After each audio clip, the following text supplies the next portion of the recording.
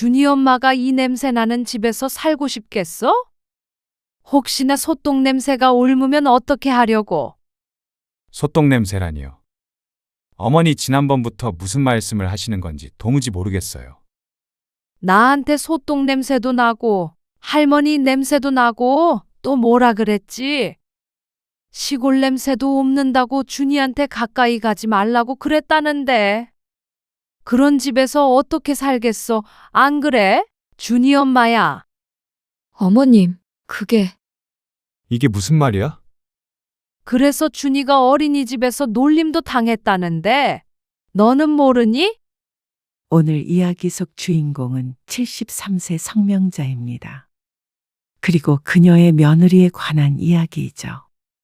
성 씨는 늙은 것이 이토록 서러울 줄은 몰랐습니다. 그래서 며느리에게서 이런 취급을 받게 된 것이 억울했습니다. 묘하게 선을 긋던 모습, 손주를 못안게 데려가던 모습, 그리고 자꾸만 탈취제를 뿌리던 모습. 며느리의 그런 모든 행동이 성씨 때문일 거라고는 성씨는 꿈에도 몰랐습니다. 노인 냄새가 날까봐 그랬다는 것은 짐작도 하지 못했죠. 처음 그 사실을 알았을 때 그 충격이란, 목욕탕에 가서 피부가 빨갛게 쓸릴 때까지 목욕을 하기도 했습니다. 옷은 섬유유연제를 들이부어 빨았고 난생 처음 향수라는 것도 사보았죠. 하지만 그 모든 게 정말로 성씨의 채취 탓이 아니라는 걸 알았을 때는 며느리가 너무 괘씸하기도 하고 또 한편으로는 안심이 되기도 했습니다.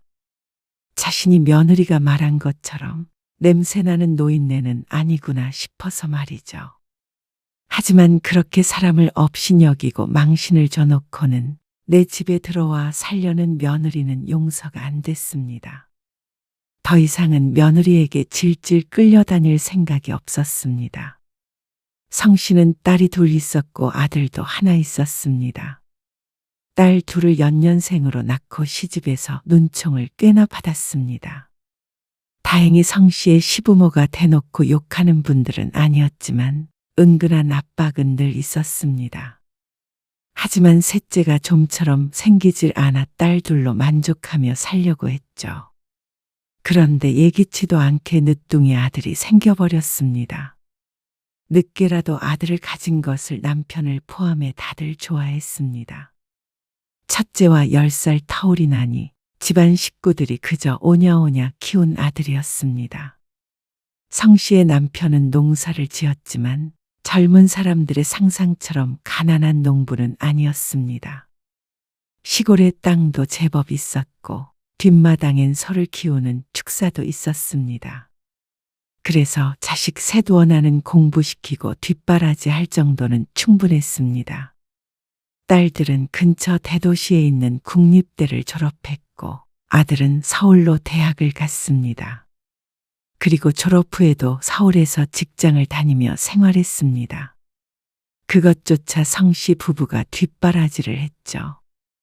그러다 성씨의 남편이 세상을 떠나고 성씨는 상경했습니다. 남편이 살아생전 성씨의 앞으로 주었던 땅과 집을 모두 정리해 아들의 곁으로 왔습니다. 아들이 결혼하고 아이를 낳으며 그렇게 하길 원했기 때문이었습니다. 아들은 아이를 돌봐줄 사람이 필요했고 성씨는 늦둥이 막내 아들이 걱정되었습니다. 그래서 아들과 가까운 곳에 오래되었지만 깔끔한 아파트 한 채를 사서 홀로 살았습니다. 아마 큰일이 없다면 죽을 때까지 살 집이었죠. 어머님, 준이 오늘부터는 어머님 댁 말고 저희 집에서 봐주실 수 있으세요? 왜? 준이 밥도 해주고 하려면 우리 집이 편하긴 한데. 아, 준이도 어린이집 갔다 와서 씻고 집에서 놀다가 바로 자는 게 좋잖아요. 그래, 알았어. 그러면 어린이집 차가 이제 그쪽으로 데려다 주는 거야? 네. 아파트 앞에 버스 정류장 있죠? 거기서 내리니까 준이 데리고 들어가시면 될 것 같아요. 비밀번호는 제가 문자 메시지로 넣어드릴게요. 그래, 알았어. 전화를 끊고 성 씨는 고개를 갸웃거렸습니다. 손주가 태어나고 얼마 안 되어서부터 성 씨가 손자를 봐주었습니다. 그런데 아이러니하게도 성 씨가 아들네 집에 가본 적은 한 손에 꼽았습니다. 그리고 그 이유는 아들네와 가까이 지내보니 어렴풋이 알 것 같았습니다. 며느리의 깔끔하고 예민한 성격 덕에 집에 누군가 오는 걸 꺼리기 때문이라는 것을 말이죠.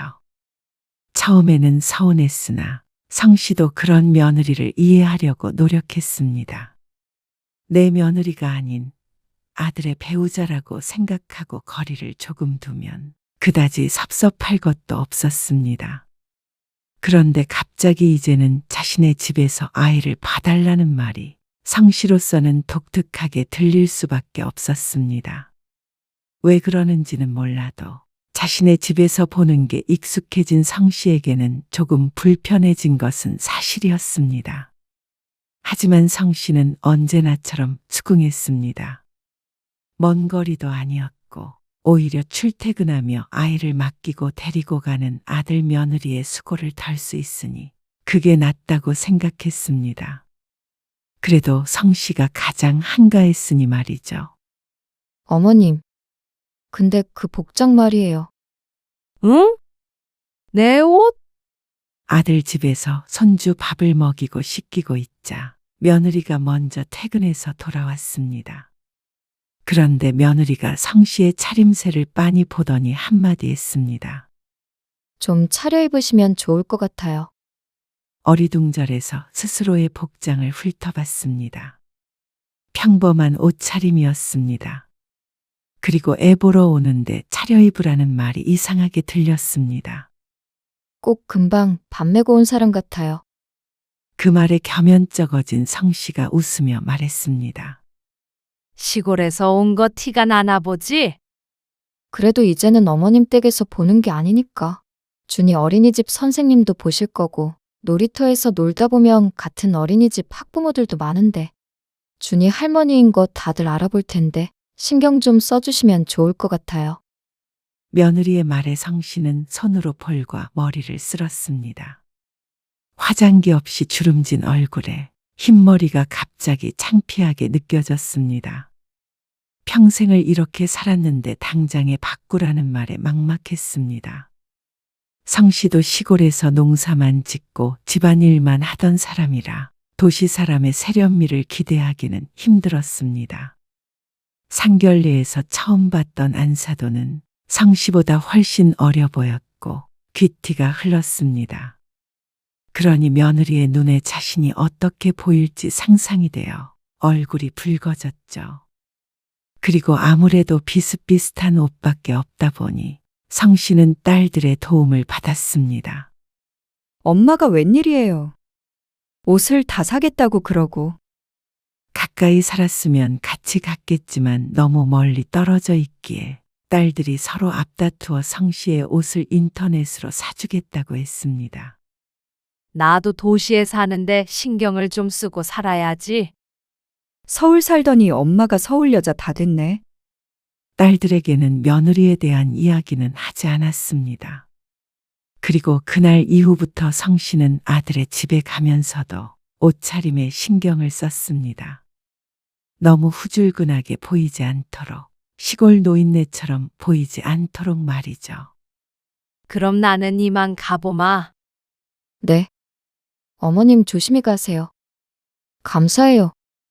며느리의 배웅을 받으며 집을 나섰다가 깜빡 두고 온 물건이 생각나서 뒤를 돌아 다시 아들 집으로 들어갔을 때였습니다. 거실에서 허공에다 대고 무언가를 칙칙 뿌리고 있는 며느리가 보였습니다. 뭘 뿌려? 건조해서 그래? 물이라도 뿌리는 건가 싶었는데 며느리가 조금 놀라며 뿌리던 것을 TV 선반 뒤에다가 두었습니다. 아무것도 아니에요. 그냥 방향제 같은 거예요.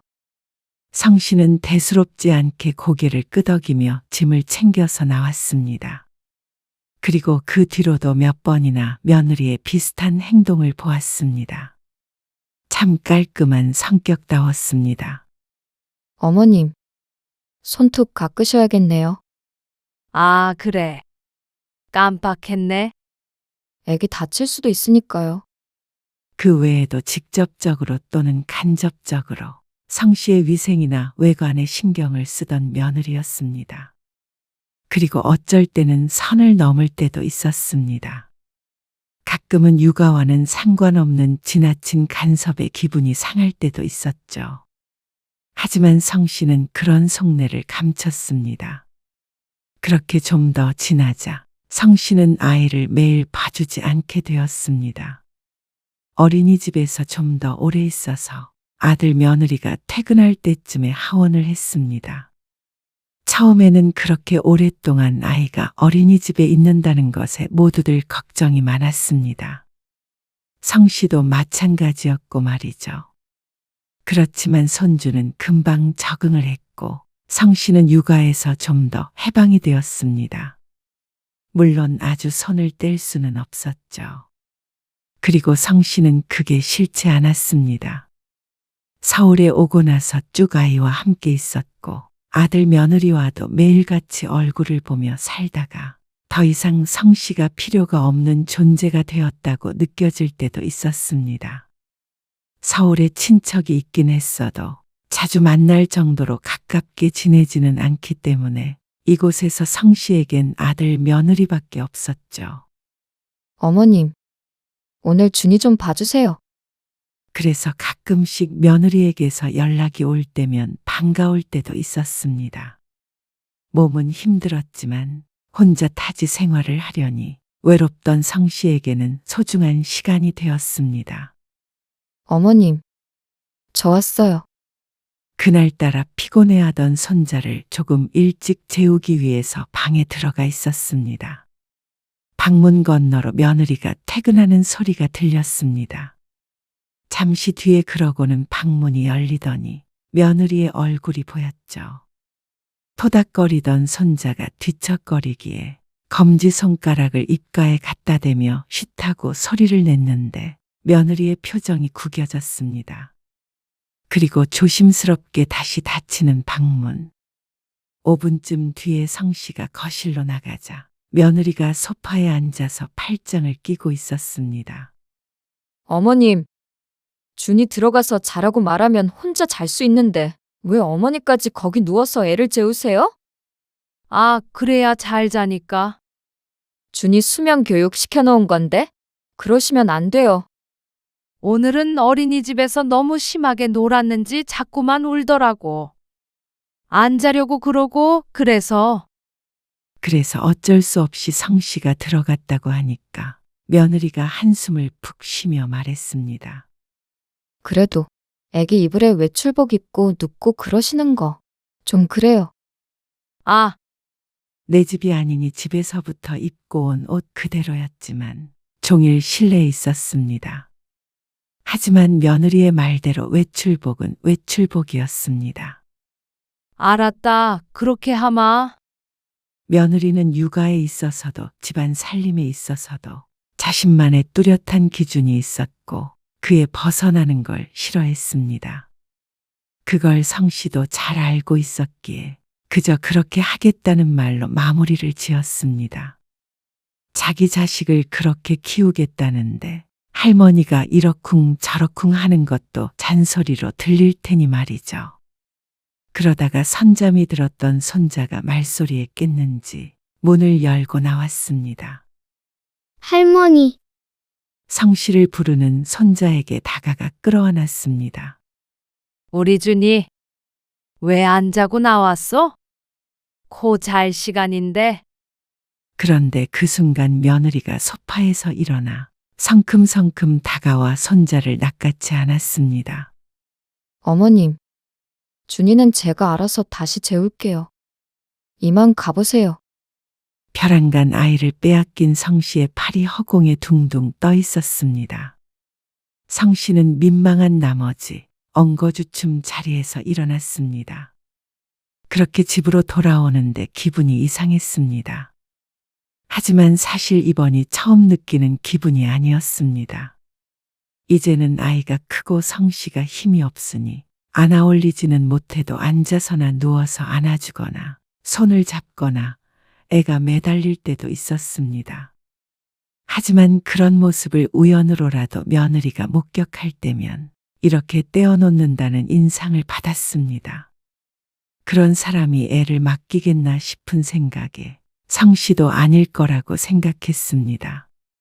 분명 처음엔 자신의 착각일 거라고 믿었죠. 하지만 그런 경험이 몇 번 반복되니 성씨도 다른 생각이 들 수밖에 없었습니다. 어머님, 저 오늘 야근하는데요. 준이 아빠는 회식이 있다고 하네요. 그러면 준이를 우리 집에 데리고 올까? 아, 아니요. 저희 집에서 봐주세요. 제가 최대한 빨리 갈 테니까요. 그래, 알았다. 손자가 종일반에 다닌 이후로는 늦은 시간에는 차량 운행을 하지 않아 성씨가 어린이집에 데리러 가야 했습니다. 걸어가면 성씨의 집에서 20분 정도 걸리는 곳이어서 일찌감치 집에서 나와 어린이집으로 향했습니다. 준이 할머님 오셨어요? 아이고, 안녕하세요. 준이 데리러 왔어요. 잠시만요. 성씨를 알아본 어린이집 선생님이 반갑게 맞아주었습니다. 신발장이 있는 곳에서 아이를 기다리는데 안쪽 문이 빼꼼 열리며 손주 또래의 아이가 고개를 내밀었습니다. 안녕하세요. 안녕. 준이 할머니예요? 맞아. 준이 친구니? 제가 준이보다 형아예요. 아이는 성씨의 질문에 대꾸를 하며 유심히 쳐다보았습니다. 성씨는 웃는 얼굴을 하고는 손자를 기다렸습니다. 그런데 아이가 벼랑간 킁킁대기 시작했습니다. 준이 할머니는 냄새나요? 뭐? 아이의 말에 성씨가 화들짝 놀라 되물었습니다. 그런데 아이가 계속해서 코를 킁킁거렸습니다. 준이 할머니는 똥 냄새 난대요. 소똥 냄새? 얼레리 꼴레리 하듯이 놀리는 말투로 내뱉는 아이의 말에 성씨의 얼굴 빛이 나빠졌습니다. 때마침 선생님이 나와서 아이를 말렸습니다. 선우야. 그런 말 하면 안 되는 거야. 그러더니 민망한 표정으로 아이를 데리고 들어가 버렸습니다. 성씨는 어안이 벙벙했습니다. 냄새? 자신의 팔을 들어 숨을 들이켜 보았습니다. 온 냄새밖에 나지 않았습니다. 어린아이의 말이 어쩐지 신경 쓰였습니다. 애들이 종종 장난을 쳐요. 너무 신경 쓰지 마세요. 아이를 넣고 온 선생님이 성씨에게 변명하듯이 말을 했습니다. 성씨는 이해한다며 고개를 끄덕였습니다. 뒤이어 나온 성씨의 손자는 어쩐지 시무룩해 보였습니다. 준아, 할머니랑 집에 가자. 오늘 엄마 늦게 오신대. 그러자 손자는 고개를 끄덕이고 성씨의 손을 잡았습니다. 그렇게 걸어서 10분 거리에 있는 아들네 집으로 걸어가는데 손자가 자꾸만 손을 잡아 뺐습니다. 준아, 여기는 차가 많이 다녀서 할머니 손 꼭 잡고 가야 해. 성씨가 손을 붙들며 말하자 손자는 다시 시무룩해졌습니다. 성씨가 이런저런 말을 걸어도 대답도 제대로 하지 않고선 말이죠. 그런데 아이라 그런가 집에 다다를 때쯤엔 금세 조잘거리게 되었습니다. 집에 돌아와서 밥을 먹이며 성씨가 손자에게 물었습니다. 우리 준이 아까는 기분이 왜 안 좋았어? 응? 어린이집에서 말이야. 친구랑 싸웠어? 그러자 손자가 눈을 깜빡거리며 말했습니다. 할머니, 근데 이제 냄새 안 나? 뜬금없는 소리에 성씨가 의아해하는데 손자가 천진하게 말을 이었습니다. 할머니한테는 시골 냄새랑 소똥 냄새 나잖아? 뭐? 할머니한테? 그런 냄새가 나? 성씨가 화들짝 놀라 킁킁거리며 자신의 어깨 부근의 냄새를 맡았습니다. 몰라. 시골 냄새가 뭐야? 무슨 냄새인지도 모르는데 어떻게 그런 말을 해? 엄마가 그랬어. 할머니한테는 할머니 냄새 나니까 꼭 껴안지 말고 손잡지 말래? 그래서 친구들한테 말했더니 친구들이 준이한테 소똥 냄새 난다고 놀렸어. 그러면서 손자를 데리러 갔던 성씨를 보고는 또 한바탕 놀렸다는 아이들. 성씨의 얼굴에는 핏기가 가셨습니다. 6살이면 어른들이 하는 말은 알아듣는 나이였습니다. 그리고 이렇게 구체적이고 놀라운 이야기를 지어낼 수는 없는 어린 나이였죠. 엄마가, 준이 엄마가 그랬어? 응, 그래서 준이도 할머니한테서 냄새가 나니? 성씨는 아무리 맡아도 알 수가 없었습니다. 성씨에게는 섬유유연제 냄새밖에 나질 않았으니 말이죠. 준이는 냄새 안 나는데. 손자가 고개를 가로저으며 말했습니다. 그 말에 안심할 수는 없었습니다. 아이가 느끼는 것과 어른들이 느끼는 것이 다를 수 있었으니 말이죠. 나이가 들면 또 자신에게서 냄새가 나는 걸 못 느끼는 경우도 있는데 자신이 그런 상황인가 싶으니 가슴이 철렁 내려앉았습니다. 하지만 그렇다고 한들 아이에게 할머니는 냄새가 나니 끌어안지도 말라고 말한 며느리는 괘씸했습니다. 정말로 그런 냄새가 났다면 아이한테 그렇게 말하기 전에 성씨에게 귀띔을 해주는 것이 맞지 않나 싶었죠. 그 뒤로는 정신이 하나도 없었습니다. 아이를 돌보며 아들이든 며느리든 오길 기다리는데 자꾸만 자신의 체취를 킁킁거리게 되었습니다. 손을 씻기도 하고 세수도 했지만 자꾸만 냄새가 나는 것 같았습니다. 어머니, 저 왔어요. 그래. 나는 이만 집으로 가볼게. 아들이 먼저 집에 도착했는데 성씨는 누가 쫓아오기라도 하는 듯 집 밖을 빠져나왔습니다. 그러고는 집에 가서 얼마나 씻어댔던가. 살갗이 시뻘겋게 일어날 정도로 박박문대서 닦았습니다. 매일같이 씻는데도 무슨 냄새가 난다는 것인지. 그러고는 양치질도 입안이 헐도록 했습니다. 모에 씌인 사람처럼 말이죠. 며느리가 유별나긴 했지만 성씨도 못지않게 깔끔한 편이었습니다. 그런데도 냄새가 난다고 하니 어디서 어떤 냄새가 나는 건지도 짐작이 가지 않았습니다. 다음 날에는 목욕탕까지 가서 다시 씻었습니다. 묵은 때까지 벗겨내버릴 것처럼 말이죠. 그러고는 동네에 있는 화장품 가게에 들어가 난생 처음 향수라는 것을 사보았습니다. 젊은 직원은 향수를 사는 성씨를 보더니 조금 놀란 표정을 짓기도 했죠.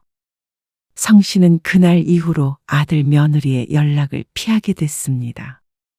일이 생겼다는 핑계로 아이를 봐주지 않았습니다. 할머니 냄새라고 말하던 손자의 말이 자꾸만 떠올랐습니다. 그리고 어린이집에서 마주쳤던 아이도 말이죠. 현정아, 혹시 나한테서 냄새 같은 게 나던? 냄새요? 큰딸에게 전화를 걸어 물었습니다. 그니까 노인 냄새 같은 거 말이야. 네? 노인 냄새요? 큰딸은 별 질문을 다 들어보겠다는 듯한 반응을 보였습니다. 냄새 안 나요. 왜요? 누가 냄새 난대요? 아니면 입냄새라던가. 나이 들면 원래 그렇잖아. 글쎄요, 한 번도 못 느꼈는데? 엄마처럼 깔끔한 사람이 어딨다고요. 근데 왜 그러시는데요? 아니야. 그냥 궁금해서. 그리고 작은 딸의 반응도 큰딸과 같았습니다. 그렇다면 며느리가 맡았다는 그 냄새는 도대체 무엇인지 알 수 없었습니다. 그러던 어느 날이었습니다. 어머님, 이번 주말에 준이 좀 봐주실 수 있으세요? 준이를? 내가 좀 바쁜데. 요즘 자꾸 어딜 다니시길래 그렇게 바쁘세요? 저희 정말 중요한 모임이 있어서 그래요. 어머님 말고는 달리 맡길 데도 없는데. 그러면서 좀 부탁한다는 며느리. 성 씨는 하고 싶은 말이 많았습니다. 하지만 선뜻 말이 나오지 않았습니다. 자신의 입으로 그런 말을 한다는 것이 수치스러웠습니다. 바빠가지고 그래.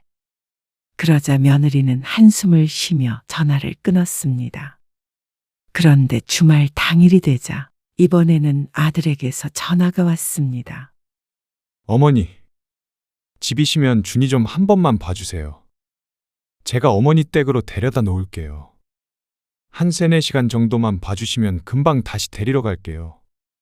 아들은 막무가내였습니다. 얼마나 급하면 그럴까 싶어서 확실하게 거절하지도 못했습니다. 그러자 1시간쯤 후에 아들이 손자를 데리고 왔습니다. 준이 엄마는? 미용실에 갔는데 여기로 바로 오기로 했어요. 한 20분 있다가 도착한대요. 그때 같이 출발할게요. 아들은 식탁 의자에 앉았습니다. 성 씨는 그런 아들에게 머뭇거리며 물었습니다. 현호야, 혹시 나한테서 무슨 냄새 같은 건 아냐? 냄새요. 아들은 어리둥절한 표정을 지었습니다. 아니요? 안 나는데요? 무슨 냄새 말씀하시는 거예요? 왜요? 뭐 뿌리셨어요? 향기 같은 건 나는데. 소똥 냄새 같은 거 말이야. 예? 소똥이요. 소 키운 지가 언젠데 지금 그런 냄새가 나겠어요? 아들이 웃음기 섞인 목소리로 말했습니다. 엄마가 민망할까봐 거짓말을 하는 것이 아니라 정말로 모르겠다는 듯한 얼굴이었습니다.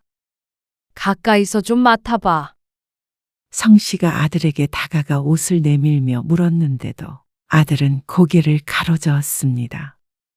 그러자 성 씨도 스스로가 아닌 며느리가 의심이 됐습니다. 정말로 자신에게 냄새가 나는 것이 맞을까?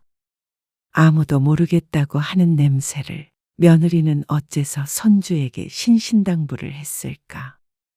그때 며느리가 성 씨의 집에 도착했습니다.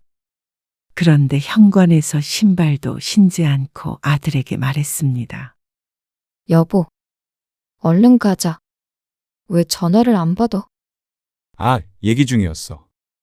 아들이 휴대폰을 찾는데 며느리가 두리번거리며 인상을 썼습니다. 제 딴에는 표정을 숨기려 하는 것 같았지만 불쾌해 보이는 표정을 전부 감출 수는 없었습니다. 그러더니 고개를 모로 돌리며 손으로 코를 틀어막았습니다. 여보 가자. 아들이 짐을 챙기고 며느리에게 말하자 며느리가 머뭇거리더니 말했습니다. 어머님이 평소처럼 우리 집에 오셔서 봐주시면 되는데 왜 굳이 여기에서 봐야 해? 나오는 김에 맡긴 거지. 얼른 가자. 가면서 우리가 어머님이랑 준이 집에다가 데려다 놓으면 되잖아. 뭐하러 그래? 시간도 없는데. 아들의 성화에 모시겨 며느리는 집을 나섰고 성 씨는 벌렁거리는 가슴을 부여잡고 한참을 그 자리에 서 있었습니다. 며느리의 행동이 성 씨에게는 너무나도 큰 상처가 되었습니다. 성 씨가 비록 평생을 시골에 살며 농사 짓고 소를 키웠지만 더럽게 산 적은 없었습니다. 하지만 더러운 공간에 들어왔다는 듯한 며느리의 표정을 보니 며느리가 과연 자신을 어떻게 여기고 있는지 알 것 같았습니다. 며느리에겐 그저 어쩔 수 없이 애를 맡겨야 하는 촌에서 올라온 냄새나는 노인네일 뿐이었습니다. 그러니 혹여나 귀한 자신의 아들에게 냄새가 옮을까 걱정하는 것이겠죠. 기가 막혔습니다. 그래놓고는 또 아이를 안 맡길 수는 없으니 오만 인상을 다 쓰는데 인간이 이렇게 간사하고 이기적일 수가 있구나 싶었습니다. 그리고 어디가 모자라나 싶기도 했습니다. 이 집에서 그런 냄새가 날 리가 만무한데 말이죠.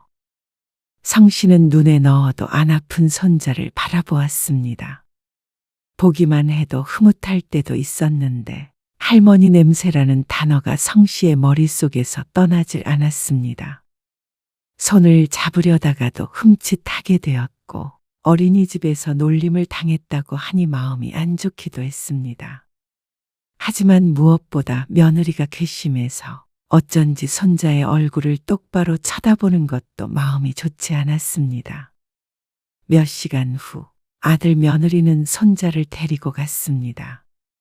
그리고 그게 성씨가 손자를 돌봐준 마지막 날이었습니다. 아니, 갑자기 왜 그러시는 거예요?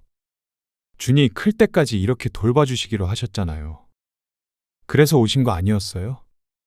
이제는 준이도 클 만큼 컸잖냐? 내 도움이 뭐가 필요해? 그런다고 이렇게 갑자기 이러시는 법이 어디 있어요? 혹시 뭐 서운한 일 있으세요? 아들의 질문에 성씨는 입을 다물었습니다. 입 밖으로도 꺼내고 싶지 않은 이야기였습니다. 성씨는 이대로 아들 며느리와 멀어지길 바랐습니다. 어쩌면 다시 딸들이 있는 곳으로 내려가고 싶은지도 몰랐습니다. 당장에 내려가기엔 무리가 있고 성씨도 생각을 정리할 시간이 필요했습니다. 그런데 성씨의 평소답지 않은 행동에 아들은 배신감을 느낀 듯 했죠. 아들도 연락이 뜸해졌습니다. 그리고 성씨는 어쩌면 그게 다행이라고 생각했습니다.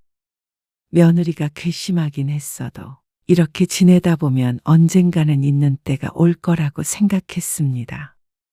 그리고 그게 아들에게도 좋은 일이라고 생각했습니다.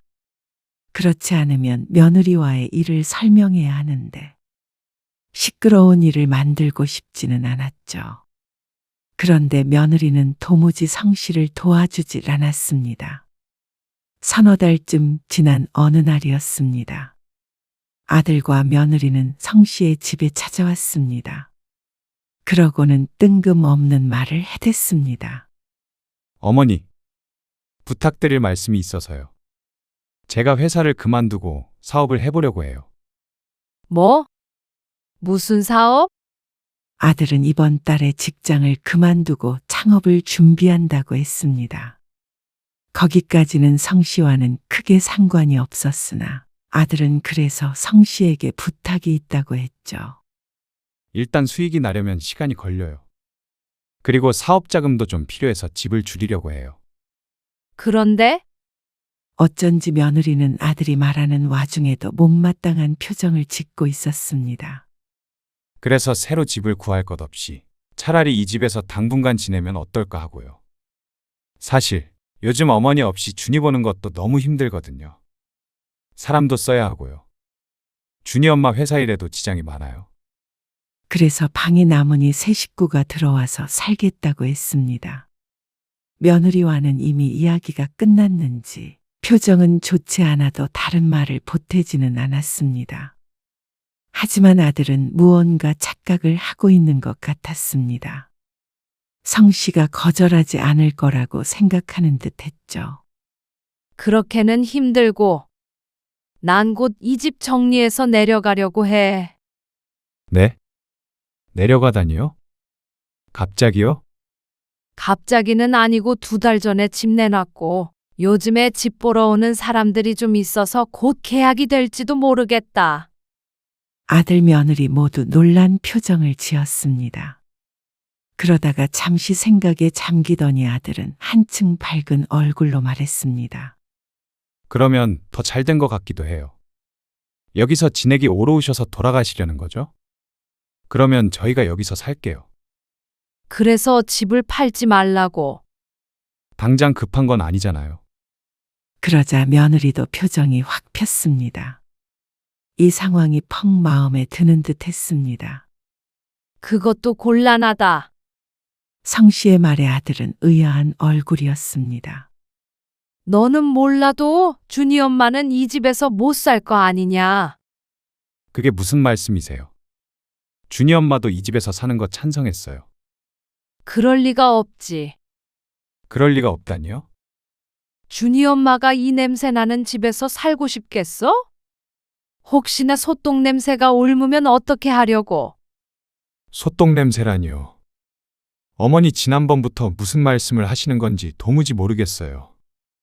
그런데 며느리는 알고 있는 눈치였습니다. 순식간에 핏기가 가시는 얼굴. 나한테 소똥 냄새도 나고 할머니 냄새도 나고 또 뭐라 그랬지? 시골 냄새도 난다고 준이한테 가까이 가지 말라고 그랬다는데. 그런 집에서 어떻게 살겠어? 안 그래? 준이 엄마야. 성씨가 며느리를 바라보며 묻자 며느리가 더듬더듬 대답했습니다. 어머님, 그게 이게 무슨 말이야? 그래서 준이가 어린이집에서 놀림도 당했다는데 모르니? 기가 막혔습니다. 그렇게 냄새가 나서 싫다는데 그런 시모의 집에서는 공짜로 살고 싶은 마음이 드는 모양이었습니다. 이런 걸 보면 냄새가 문제가 아니라 그저 시모가 싫었던 것이고 시모의 돈은 좋은 것일 뿐인 듯 했습니다. 화가 나기도 하면서 자신이 정말 소똥 냄새가 나는 건 아니구나 싶어 마음속으로 안도의 한숨을 내쉬었습니다. 그래서 준이를 앉지도 못하게 하고 같이 누워서 재우지도 못하게 하고 그랬잖냐. 내가 왔다 가면 꼭 방향제를 뿌리고. 그렇게 악취가 나는 사람이 살던 곳에서 어떻게 살려고 그래. 아무렴 안 되지. 아들은 충격을 받은 표정이었고 며느리도 그에 못지 않았습니다. 나도 그래서 괜히 서울에서 시골 냄새 난다는 소리 들으며 살 것 있겠나 싶어서 내려가는 거야. 그러니까 너희들도 알아서 살 길 찾아봐. 준이도 더 깔끔한 도시 사람에게 맡기고 집도 알아서 구하고 말이야. 근데 걱정은 걱정이다. 할머니한테 냄새나네 뭐네 하는 게 애 교육에 좋을지 말이야. 어머니, 더 할 말 없지. 아 참. 내가 내려가거들랑 명절에도 안 와도 돼. 괜히 옷에 냄새 벨라. 아들은 입만 뻥긋 거리다가 일어났습니다. 여보, 일어나. 그러더니 며느리를 거의 끌고 가다시피 갔죠. 이제 앞으로 적어도 며느리는 다시 볼 일이 없을 것 같았습니다. 그리고 다음 날 저녁, 며느리에게서 전화가 왔습니다. 어머님, 죄송해요. 제가 생각이 짧았어요. 맡은 사람이 잘못이겠냐? 냄새가 난 사람이 잘못이지. 아니에요. 제가 괜히 그런 거예요. 죄송합니다. 그런다고 내가 집을 주지는 않아. 준이 아빠가 사업은 나중에 천천히 하기로 했어요. 어머님 집은 어머님 뜻대로 하세요. 그러면서 또다시 사과를 해오는 며느리.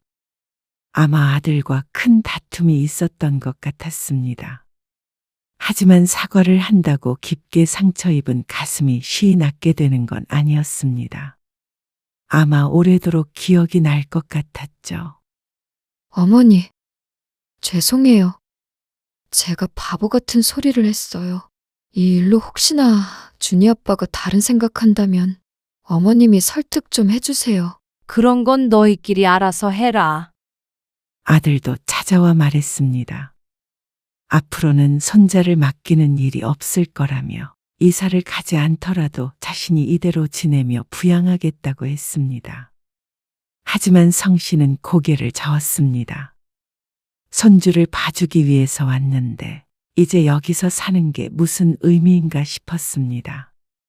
아니다. 내려가기로 했어. 그쪽에도 새로 집 바라보고 있다. 너 사업은 어떻게 하기로 했어? 그건 제가 알아서 할게요. 그동안 준이 봐주신 거 감사해요. 너무 당연하게 생각해서 죄송하고요. 그러면서 명절에는 찾아오게 해달라고 했습니다. 그리고 성 씨는 아주 나중을 기약했습니다. 당분간은 보고 싶지 않았으니 말이죠. 성 씨는 그날 이후로 며느리의 전화는 받지 않았습니다. 이사가는 그날까지도 아들과만 통화를 했습니다. 아들이 이혼을 하지 않는 이상은 언젠가 다시 보겠지만 그게 적어도 아주 빠른 미래는 아닐 것 같았습니다.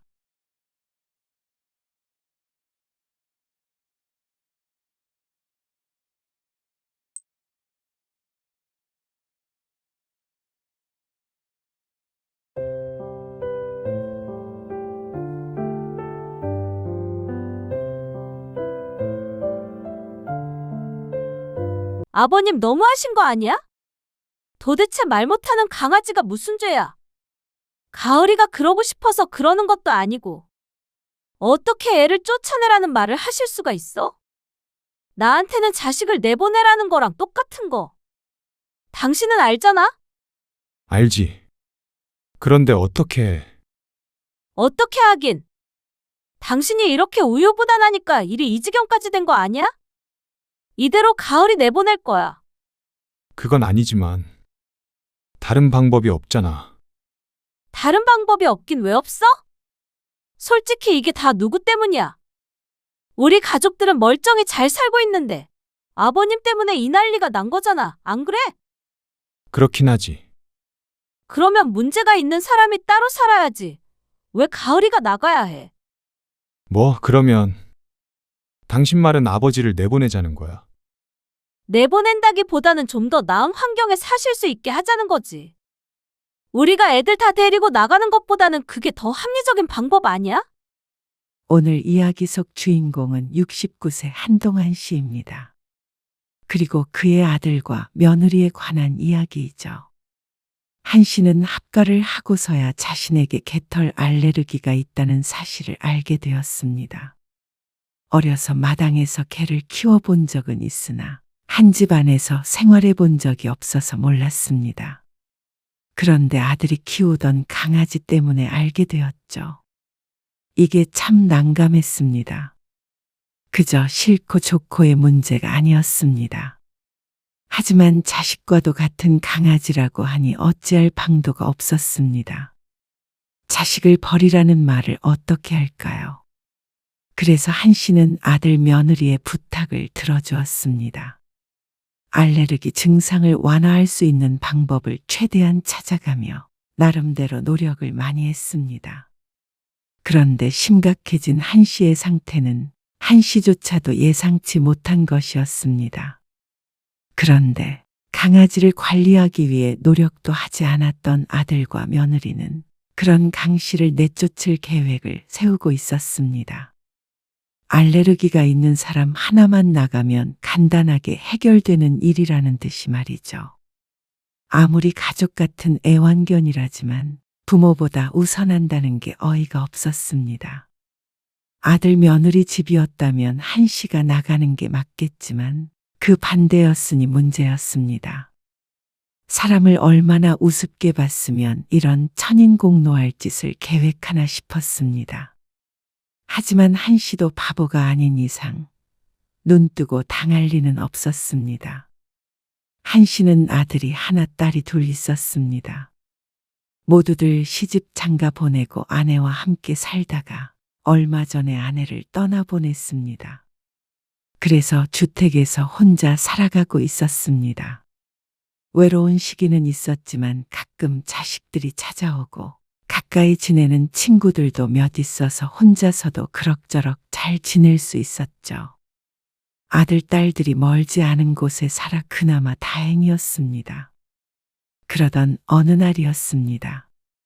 이번에 전세 만기라고 말씀드렸죠. 그래. 그랬었지. 거기서 더 산다고 했잖냐? 2, 3년 더 돈을 모아서 이사를 할 계획이라고 지난 명절에 아들이 하는 얘기를 들은 적이 있었습니다. 그래서 한 씨도 그러려니 했죠. 결혼할 때 전세금 일부를 지원해줬고 그 이후로는 자식들 각자 모두 알아서 살도록 했습니다. 둘째는 지난달에 작지만 아파트를 사서 이사를 하기도 했습니다. 그런데 아들이 예상치 못한 얘기를 꺼냈습니다.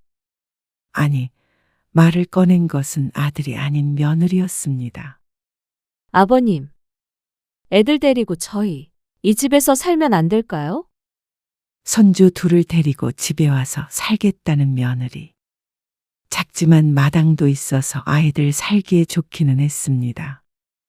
그렇다고 시골 동네도 아니고 도심 한가운데에 있는 주택단지라 편하고 안전하기까지 한 곳이었습니다. 초등학교도 걸어서 5분 거리이고 말이죠.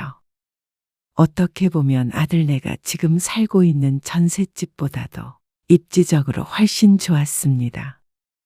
이런저런 이유를 들어가며 같이 사는 게 어떻냐는 며느리.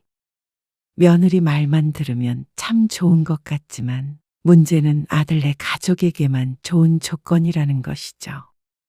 혼자 잘 살고 있는 한 씨에게는 불편할 수밖에 없었습니다. 집 전체를 혼자 쓰다가 여러 식구가 들어와 산다고 하니 숨이 턱 막혔습니다. 가끔 보는 것은 물론 좋지만 늘 같이 사는 건 다른 문제였습니다. 제가 알아보니까 여기 근처에 학원도 좋은 데가 많더라고요. 공원도 가깝고. 그건 한 씨도 잘 알고 있었습니다. 그래서 근처 아파트에 젊은 부부들도 많이 살았습니다.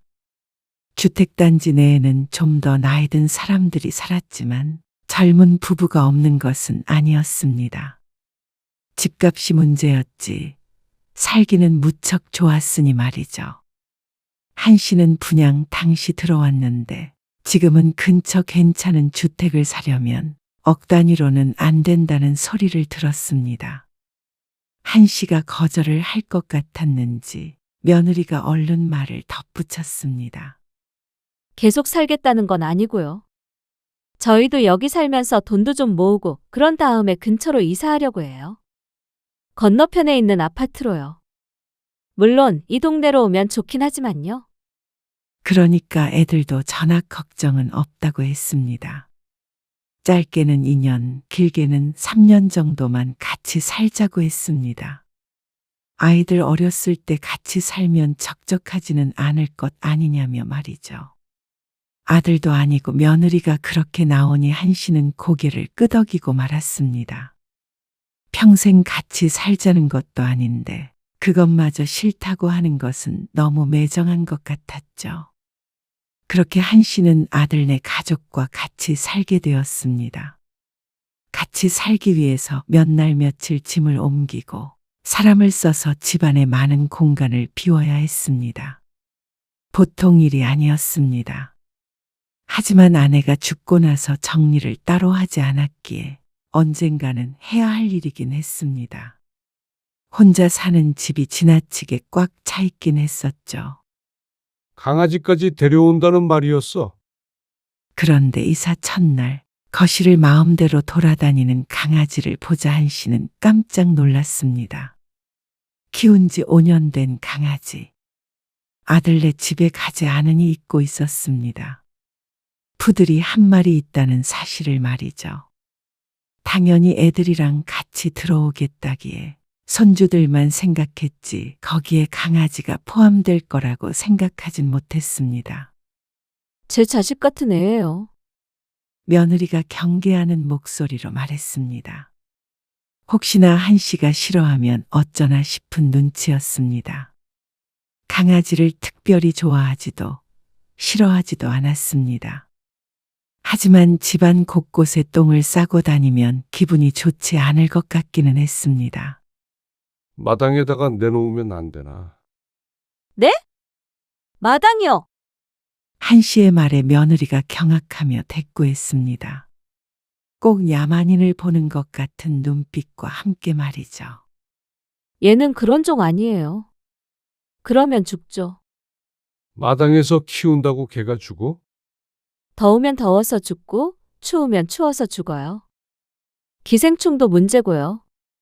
한 씨는 머쓱했습니다. 강아지의 유무를 잊고 있었던 한 씨의 잘못도 있었지만 사전에 확실히 이야기하지 않은 아들 며느리의 책임도 있었습니다. 그런데 그렇다고 해서 자식 같은 강아지라는데 이제 와서 두고 오라고 할 수도 없는 노릇이었습니다. 배변도 잘 가리니까 걱정 마세요. 그러면서 강아지 때문에 한 씨가 불편한 일은 없을 거라고 했습니다. 강아지 밥그릇도 시간 맞춰서 자동으로 배식하는 기계식 그릇이라 그런 사소한 것조차 신경 쓸 필요 없다고 했죠. 그렇다는데 한 씨도 달리 할 말이 없었습니다.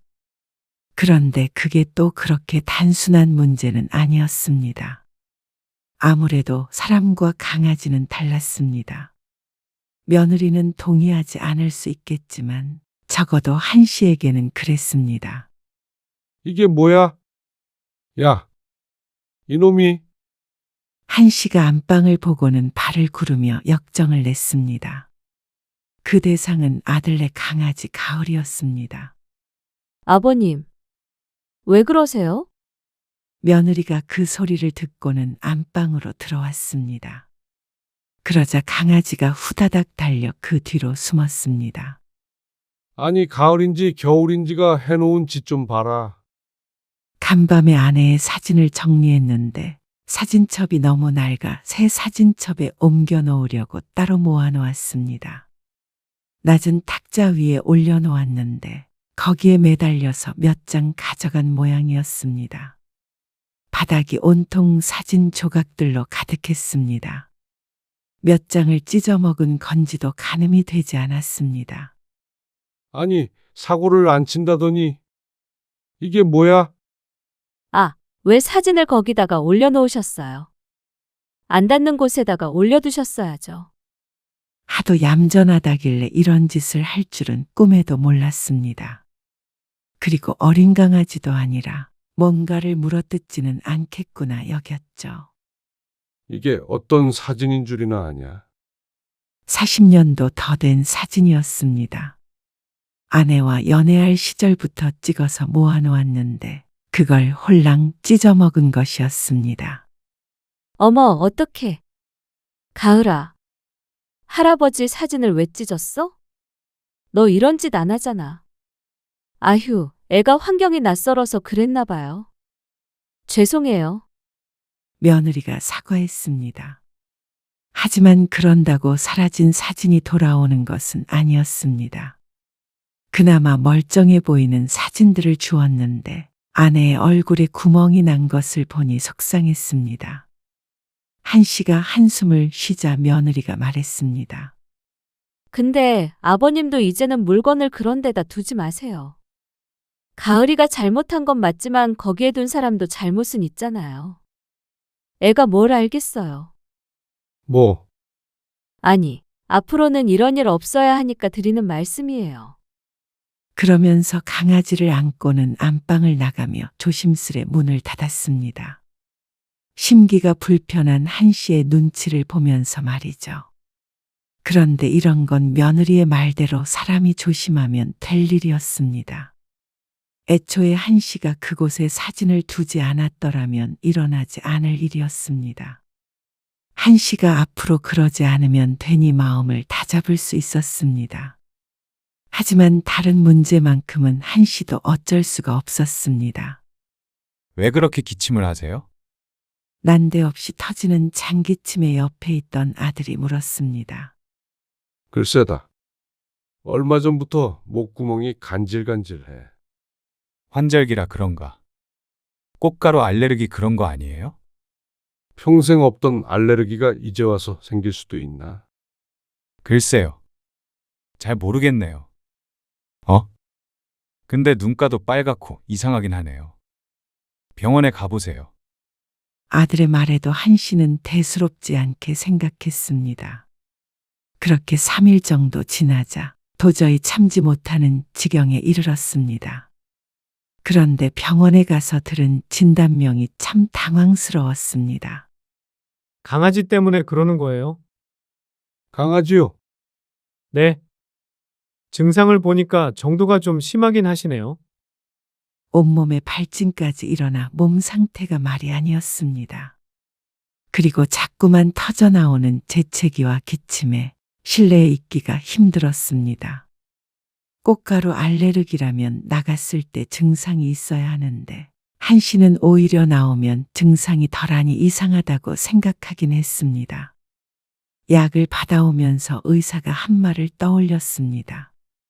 한 씨가 묻자 의사가 알레르기를 완화할 수 있는 방법을 물어보니 이것저것 알려주었습니다. 강아지 털을 자주 정리해주고 이불 빨래도 자주 하고 강아지 물건을 자주 세척하라는데 그 정도는 충분히 할 수 있는 선이라고 생각했습니다. 알레르기요? 아들 며느리도 한 씨의 말에 꽤나 놀란 것 같았습니다. 한 씨도 모르고 살았으니 아들 며느리가 알 턱이 없었습니다. 그래서 며느리에게 주의사항을 전하자 며느리가 고개를 끄덕였습니다. 그렇게 하면 된대요. 없어지지는 않아도 좀 낫겠지. 말 그래도 조금 완화시킬 수 있는 예방법일 뿐이었습니다. 한 씨의 체질이 그런데 그걸 바꿀 수는 없는 노릇이었죠. 그런데 한 씨와 가족들의 노력에도 불구하고 증상은 전혀 나아지지 않았습니다. 안 주무세요? 아이고, 기침이 너무 나서 잠을 못 자겠다.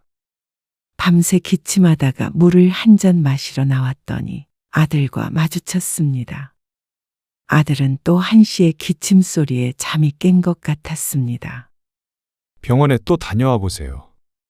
그저께 가서 또 약 받아왔는데 소용이 없어.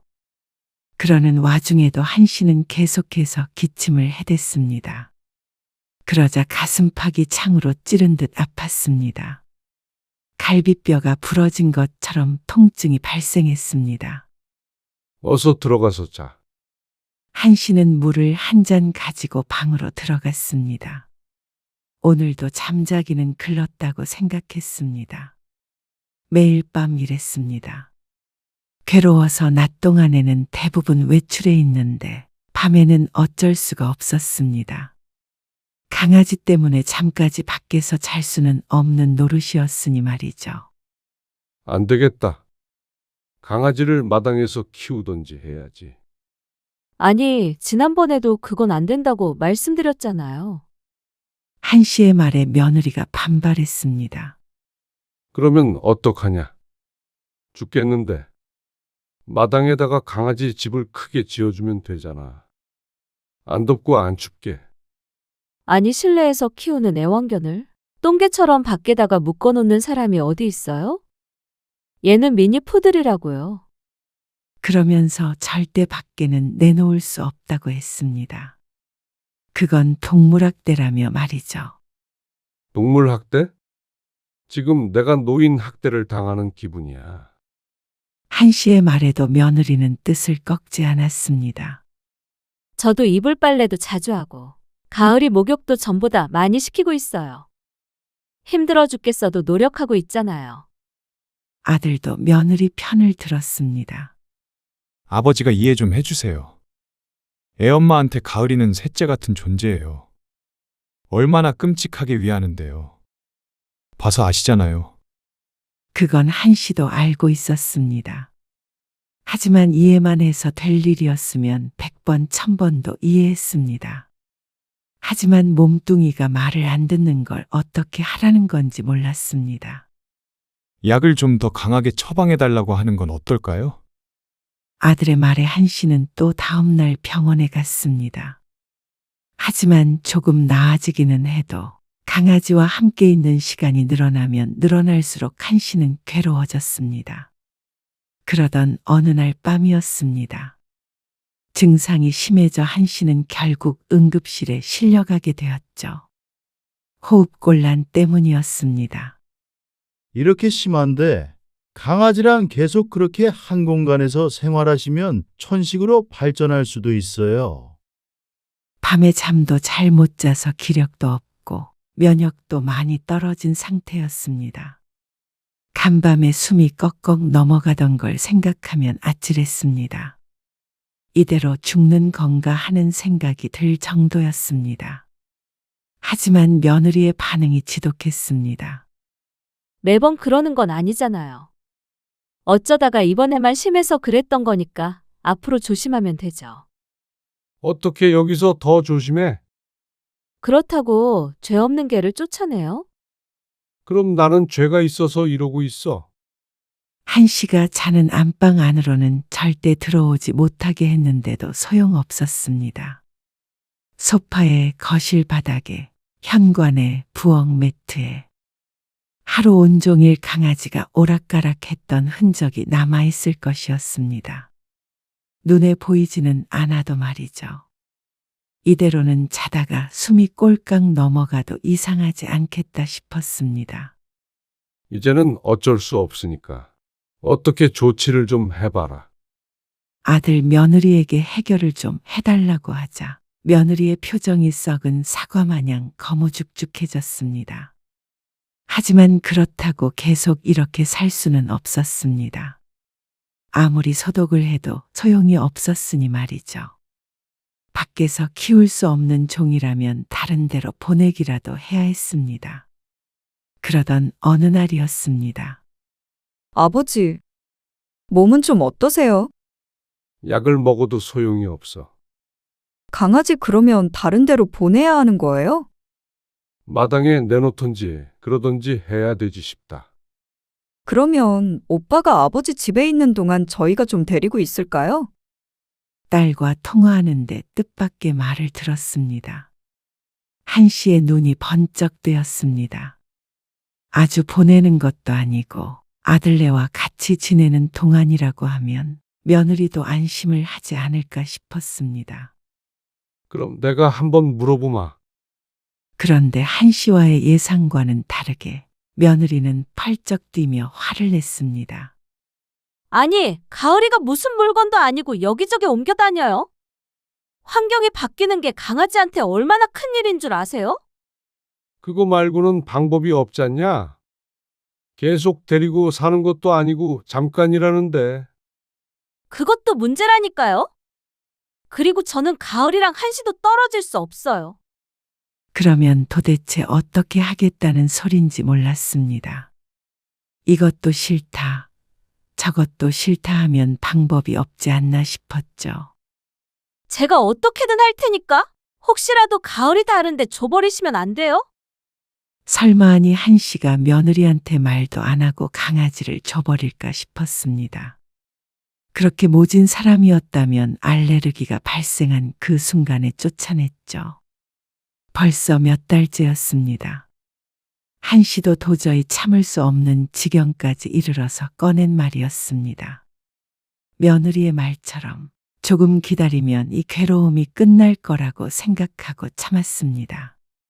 그런데 며느리와 한 씨는 서로 다른 생각하고 있었던 것 같았죠. 여기에다가 울타리를 칠게요. 그러면 되죠? 거실 가운데를 손으로 가르는 신용을 하며 며느리가 말했습니다. 그러니까 집 공간을 분리해서 강아지와 따로 지내도록 하겠다는 말이었습니다. 하지만 생각해낸 게 고작 그거라니 어이가 없었습니다. 그러면 부엌에는 어떻게 가? 부엌이요? 그건 거실 테이블에 밥 차려드리면 돼요. 뭐? 참, 그러면 나는 거실에만 갇혀 있으란 말이야.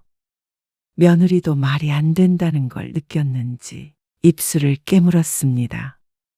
저는 아무래도 가을이 못 보내겠어요.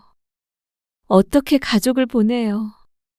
아버님, 한 씨는 한숨을 쉬었습니다. 도저히 합의점을 찾을 수가 없었습니다. 그렇다면 남은 것은 하나밖에 없었습니다. 그러면 너희가 다시 살 집을 구해봐라. 네? 뭐라고요? 지금 저희 보고 나가라는 말씀이세요? 그러면 어쩌냐? 강아지만은 보낼 수가 없다는데 어떻게 해? 아버님, 아버지, 그건 아니죠. 선택은 너희가 하는 거야. 이런저런 대안을 제시해도 다 싫다고 하니 어쩔 수 없었습니다. 한 씨로서는 마지막 통첩인 셈이었습니다. 그렇게 아들과 며느리의 대답을 기다리던 어느 날이었습니다. 아버님 너무하신 거 아니야? 도대체 말 못하는 강아지가 무슨 죄야? 가을이가 그러고 싶어서 그러는 것도 아니고 어떻게 애를 쫓아내라는 말을 하실 수가 있어? 나한테는 자식을 내보내라는 거랑 똑같은 거. 당신은 알잖아? 알지. 그런데 어떻게... 어떻게 하긴. 당신이 이렇게 우유부단하니까 일이 이 지경까지 된 거 아니야? 이대로 가을이 내보낼 거야. 그건 아니지만 다른 방법이 없잖아. 다른 방법이 없긴 왜 없어? 솔직히 이게 다 누구 때문이야? 우리 가족들은 멀쩡히 잘 살고 있는데 아버님 때문에 이 난리가 난 거잖아. 안 그래? 그렇긴 하지. 그러면 문제가 있는 사람이 따로 살아야지. 왜 가을이가 나가야 해? 뭐? 그러면 당신 말은 아버지를 내보내자는 거야? 내보낸다기보다는 좀 더 나은 환경에 사실 수 있게 하자는 거지. 우리가 애들 다 데리고 나가는 것보다는 그게 더 합리적인 방법 아니야? 그건 그렇지. 애들도 학교에 잘 적응했고. 솔직히 나는 이 집 좋아. 나도 이 집 당연히 좋지. 가까이에 아버님 모시고 우리가 이 집 관리하면서 살면 되잖아. 아버님 편찮으시면 우리가 왔다 갔다 하면서 챙겨드리고. 그러면 이 정도는 우리가 받아도 되는 거 아니야? 그리고 작게 아들의 긍정하는 말이 들리는 듯 했습니다. 대화를 잠자코 듣고 있던 한 씨는 터져나오려는 기침을 꾹꾹 눌러 참았습니다. 그러고는 천천히 조용한 발걸음으로 방으로 돌아왔습니다. 또다시 시작된 기침에 부엌에 나온 한 씨가 우연히 듣게 된 대화였습니다. 며느리가 생각하는 방법이란 이런 것이었던 모양이었습니다. 그러니까 한 씨는 한 씨가 쫓겨날 때까지 기다려야 했던 것이었습니다. 그것도 모르고 이제는 강아지 문제가 해결이 되나 생각했던 자신이 바보 같았습니다. 이 상황을 도대체 어떻게 해야 하나 며칠을 고민했습니다. 분하기도 하고 서글프기도 하고. 하지만 결론은 하나였습니다. 이렇게 아들 며느리와 같이 살 수는 없었습니다. 그런데 한 씨가 아들 딸을 불러 얘기를 하기도 전에 일이 터졌습니다. 이게 뭐야? 모두가 외출한 한낮이었습니다. 오늘 강아지를 데리고 어딜 다녀온다는 말을 듣고는 오랜만에 한 씨가 낮에 집에 있었습니다. TV 리모컨이 안 보이기에 찾던 중 거실 탁자 서랍에서 웬 서류를 발견했습니다. 계약서? 부동산 계약서라고 써있는 파일이었습니다. 고개를 갸웃거리며 열어보자 한 씨의 집 근처에 있는 아파트 주소가 적혀 있었습니다. 오래된 아파트로 대부분 작은 평수로 이루어져 있는 단지였습니다. 1인 가구나 애가 없는 신혼부부가 많이 사는 소규모 단지 아파트였죠. 월세 계약서였는데 계약서가 작성된 날짜가 바로 어제였습니다. 그리고 이사 날짜는 3일 뒤로 적혀 있었습니다. 처음에 의아해하던 한 씨도 계약서를 천천히 읽어보자 이게 누굴 위한 계약서인지 눈치챘습니다. 기가 차서 말도 나오지 않았습니다. 한 씨를 내쫓으려는 계획도 발칙한데 집을 계약하는 것도 한마디 상의도 없이 마음대로 해치워버린 건지 몰랐습니다. 어쩜 이렇게 제멋대로인 자식이 다 있나 싶었습니다. 이 와중에도 한 씨는 알레르기 증상으로 괴로움을 느껴야 했습니다. 그런데 그런 부모를 배려하기는커녕 집을 빼앗고 월세집에 버려둘 생각을 하다니. 자식 같은 자신의 강아지를 다른데 보내지 말라고 신신당부를 하더니 한 씨는 강아지보다도 못한 가족인 모양이었습니다. 한 씨는 그날 마음을 굳혔습니다. 더 이상 시간을 끌어봤자 한 씨만 피해를 볼 뿐이었습니다. 그날 저녁 한 씨는 아들 부부를 불러 앞에 앉혔습니다. 무슨 일 있으세요? 아무것도 모른다는 가증스러운 표정을 보니 무섭기까지 했습니다. 열길 물속은 알아도 한길 사람 속은 모른다더니. 내가 낮에 이걸 봤는데 말이야. 아, 아버지. 이거는요. 아들이 변명을 하려고 입을 뗐습니다. 그런다 한 씨는 아들의 말을 듣지 않고 대꾸했습니다. 아, 이게 뭔지 알아. 잘 생각했다. 네? 예상과 다른 말이었는지 아들이 어리둥절해 했습니다. 3일 뒤면 얼마 안 남았으니까 짐 싸기 시작해야지. 아, 네. 뭐, 그렇죠. 그 아파트가 작기는 해도 주변 환경은 좋잖냐? 그렇죠. 그래서 저희도 나름대로 많이 알아보고 계약한 거예요. 그래. 그래도 애 키울 만은 하지. 그러자 며느리가 고개를 갸웃거렸습니다. 어쩐지 대화가 서로 엇갈리는 듯한 느낌을 받은 것 같았습니다. 한 씨는 그런 며느리를 모른 척 했습니다. 아버님, 그 집 말이에요. 그래, 그 집에서 다시 잘 시작해봐. 돈 모으기에는 최고로 좋지. 계약서 보니까 월세도 엄청 싸던데. 네? 빨리 나가기로 마음먹어서 다행이다. 아니요, 아니요. 그게 아니에요, 아버님. 그게 아니면 뭔데? 아버지가 사실 집이에요. 아들의 말에 한 씨는 표정을 굳혔습니다. 짐작한 것과 두 귀로 들은 것은 느낌이 사뭇 달랐습니다. 내 집에서 내가 나가라는 소리야? 그게 아니고요.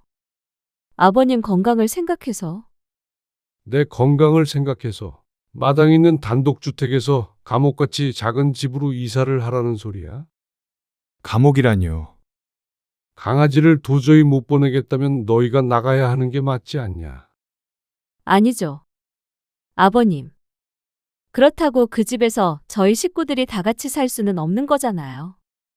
그건 너희 사정이고. 내 집인데 내가 왜 나가? 그렇다면 가을이까지 같이 살아야 하니까 아버님이 양보하셔야겠네요. 그러면 한 씨가 괴로움을 못 이겨 나가겠다고 할 줄 아는 모양이었습니다. 안 나가겠다고 하면 가을인지 겨울인지 보내버릴 테니까. 그거는 각오하고. 아버님! 무슨 그런 말씀을 하세요? 정말 너무하세요. 그래요. 아버지, 그러게 치료받으시고 약 드시고. 그러시면 됐잖아요. 강아지가 무슨 죄라고 이렇게까지 하세요. 그건 내가 하고 싶은 말이야. 너희는 꼭 이렇게까지 해야 했었냐? 나 몰래 집까지 계약해가면서. 이건 서로를 위한 길이었어요. 서로? 날 내쫓고 이 집을 가지려 했던 거겠지. 그런 거 아니에요. 긴 말 할 거 없다. 그 집에서 살든 말든 내가 상관할 게 아니고. 다른 집을 구하든 어쨌든 3일 내로 방 빼라. 그게 말이 돼요. 끔찍하게 생각하는 가을이랑 이산가족 되고 싶은 게 아니면 그렇게 하는 게 좋을 거야. 한 씨는 단호하게 말했습니다. 더 이상은 기다려달라거나 이해해달라거나 하는 말은 듣지 않았습니다. 이해하고 기다렸더니 돌아오는 것은 아들 며느리의 배신이었으니 말이죠. 손주들까지 싹 다 쫓아내고 발 뻗고 주무실 수 있으세요? 아무래도 개까지 싹 없어지면 그제서야 발 뻗고 자겠지.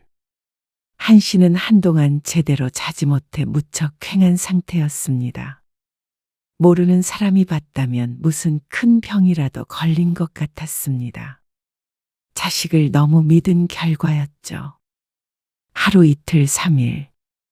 아들 며느리와는 대화가 없었습니다. 이사를 할 건지 말 건지도 안 물었습니다. 하지만 한 씨가 이따금씩 강아지를 지그시 쳐다볼 때면 며느리가 화들짝 놀라서 강아지를 안아들곤 했습니다. 그리고 이사하기로 한 바로 전날 아들이 말했습니다. 저희 가을이를 장모님한테 맡기기로 했어요. 네. 그러니까 이사는 안 가도 되죠. 계약은 내일 파기하기로 했어요. 위약금이 들긴 하지만 그냥 여기서 살게요. 끝까지 멋대로였습니다. 한 씨는 아들 며느리의 말에도 마음을 바꾸지 않았습니다. 계약을 파기하는 건 너희 자유지만 내 집에서 나만 사는 것도 내 자유야. 그러니까 나가라. 아버지, 가을이 보내겠다고 했잖아요. 그런데도 못 살게 하시는 거는 갑질이죠. 그래. 이 집 등기부등본 갑구에 내 이름 적혀 있어. 그러니까 내가 갑이지. 이 집의 명의가 한 씨 본인인 것을 들어 이야기하자 아들은 입만 뻥긋거렸습니다. 내일이면 이 짐들은 싹 대문 앞에 놔둘 테니까 그 전에 잘 정리해서 가고 싶다면 오전 일찍 이삿짐차 부르는 게 좋을 거다. 그러자 아들 며느리는 망연자실한 표정을 지었습니다. 전세금 일부는 계약한 아파트의 보증금으로 사용했고 또 일부는 이 집에서 계속 살 생각을 하고 써버린 듯 했습니다. 하지만 그것조차 한시 관심 밖이었습니다. 부모를 개만도 못한 취급을 했으니 한 씨도 자식에게 부모답게 할 필요가 없었죠. 아버님, 저희 이렇게 나가면 너무 힘들어요. 이러지 마세요. 한번 너그럽게 넘어가실 수도 있잖아요. 뒤늦게 아들 며느리가 빌었지만 그런다고 이미 저지른 일이 없어지는 것은 아니었습니다. 한 씨가 강하게 나가지 않았다면 쫓겨나는 것은 아들이 아니라 자신이었을 테니 말이죠. 결국 한 씨는 매정하게 아들 며느리를 보냈습니다. 손주들에게도 뒤도 안 돌아봤습니다. 자식에게 정이 떨어지니 손주 얼굴도 보고 싶지 않았죠. 한 씨는 평화를 되찾았습니다. 아들이 떠나고 청소업체를 불러서 싹 소독을 하고 며칠 지나니 알레르기 증상도 많이 가라앉았습니다. 모처럼 편안하게 잠든 한 씨는 머릿속에서 아들을 지워버렸습니다. 아들네가 그 좁은 집에서 살든 말든 신경 쓰지 않기로 했습니다. 처음부터 없었던 일처럼, 처음부터 없었던 자식처럼 그렇게 살아갔죠.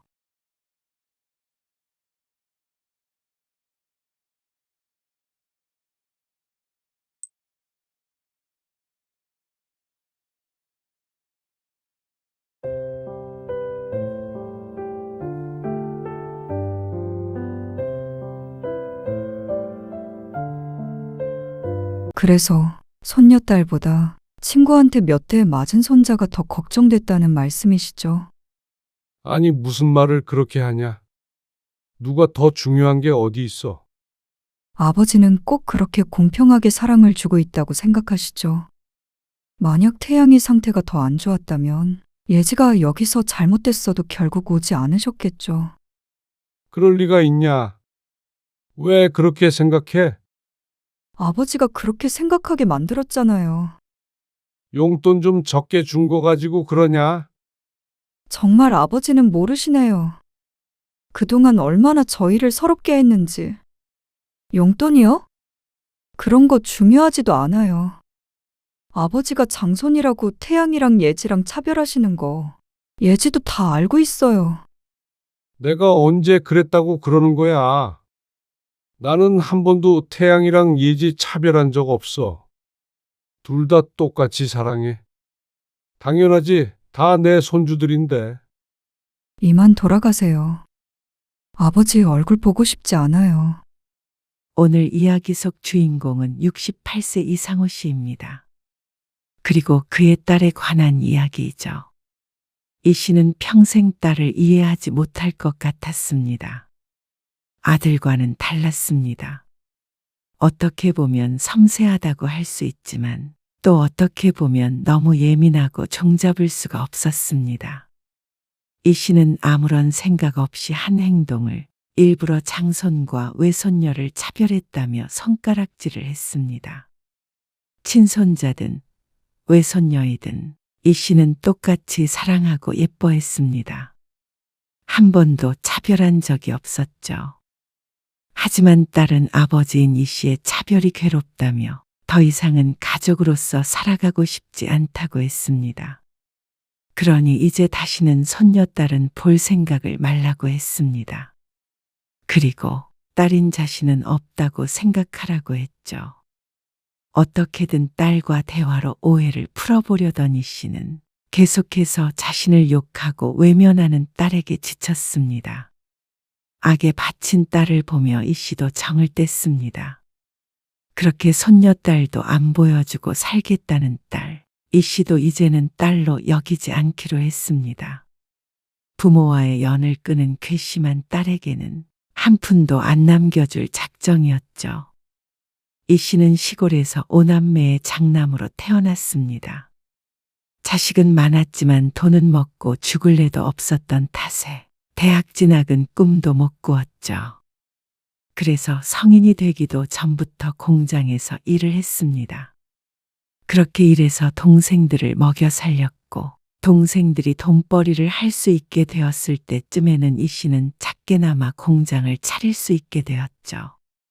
자리를 잡고 가정이 생긴 뒤에도 이 씨는 동생들에게도 가장이었습니다. 악바리처럼 산 덕에 이 씨도 돈을 꽤나 벌었고 그 밑으로 동생들도 그 덕에 먹고 살만해졌습니다. 이 씨 덕에 가족 모두 가난에서 벗어난 것이라고 할 수 있었습니다. 이 씨는 가족에게 그만큼 헌신적이었습니다. 겉으론 엄격하지만 마음속으로는 가족들을 깊게 사랑했습니다. 아들, 딸 모두 마찬가지로 말이죠. 이 씨는 자식이 둘이었습니다. 첫째가 아들이고 둘째가 딸이었습니다. 아내는 자식을 더 원했지만 힘들었던 어린 시절을 떠올려 더 낳지 않았습니다. 그리고 최선을 다해 자식들을 키웠습니다. 하고 싶은 공부 원 없이 시켜주고 모두 좋은 대학에 보내고 결혼할 때도 지원했죠. 아들은 늘 아버지를 닮고 싶다고 했습니다.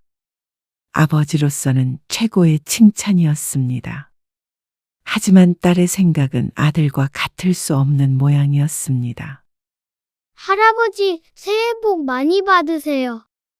새해 복 많이 받으세요. 아들, 딸은 결혼해 자식을 하나씩 낳았습니다. 아들은 아들을, 딸은 딸을 낳았죠. 벌써 아이들이 초등학생이 되었습니다. 그래서 설이라고 다 같이 와서 세배를 하는 것을 보니 뿌듯했습니다. 자, 여기 세뱃돈이다. 이 씨가 각각 봉투를 건넸더니 아이들이 기뻐했습니다. 그래, 사돈은 잘 계시지? 이 씨가 사위에게 물었습니다. 딸의 시부모는 미국에서 살고 있었는데 그 때문에 딸 부부가 명절에도 이 씨의 집에 올 수 있었습니다. 이 씨에겐 나쁜 일은 아니었죠. 네. 잘 계세요. 그러면서 사위가 이 씨에게 봉투를 건넸습니다. 사위는 명절 때마다 이렇게 꼬박꼬박 용돈을 챙겨줬습니다. 그게 참 고마웠죠. 그래. 하는 일도 잘 되지? 이 씨는 사위의 어깨를 두드리며 덕담을 몇 마디 더 건넸습니다. 그러고 나서 모두들 음식 준비를 한창 할 때쯤에 아들을 안방으로 살짝 불렀습니다. 안방 서랍장을 열어 따로 준비한 봉투를 아들에게 내밀자 아들의 눈이 커졌습니다. 너 이번에 힘들다고 그랬다며. 엄마한테? 아, 엄마가 말씀하셨어요? 아들이 뒷머리를 극적거리며 말했습니다. 그 모습이 어찌나 짠하던지. 사내 자식이 사업하고 그러다 보면 그럴 수도 있지. 그런 걸로 기죽고 그러면 안 돼. 네, 그걸로 좀 보태. 감사합니다. 아빠, 괜히 도희한테 말하지 말고. 오해할 수도 있잖아. 너 사업에 투자하는 거다. 나중에 많이 벌면 갚아야 돼. 그럼요. 감사해요. 방에서 나오자 부엌에서 나오던 딸과 눈이 마주쳤습니다. 빤히 바라보던 딸이 이내 고개를 돌렸습니다. 아들의 가족은 먼저 갔습니다. 며느리도 친정이 있기에 점심 전에 출발했죠. 그런데 하루 더 머물기로 했던 딸이 주섬주섬 짐을 챙겼습니다. 이 씨가 어리둥절해하며 물었습니다. 집을 왜 싸? 집에 가려고요. 내일 간다며? 지금 갈게요. 여보, 가자. 갑자기 돌아가겠다는 말에 이 씨가 이유를 묻자 딸이 울컥하며 대답했습니다. 아버지, 그러시면 안 돼요. 애들한테 어떻게 매번 이러세요? 아, 뭐가? 도무지 딸이 왜 화를 내는지 몰랐습니다. 태양이랑 예지랑 세뱃돈 얼마씩 주셨는데요? 세뱃돈? 장손이라고 저희 예지보다 많이 주셨잖아요. 왜 자꾸 차별하시는 건데요? 차별이라니. 내가 무슨 차별을 했다는 거야? 주시려면 똑같이 주셔야죠. 아니면 차라리 주질 마시던가요. 자식도 모자라서 손주까지 남녀차별하세요?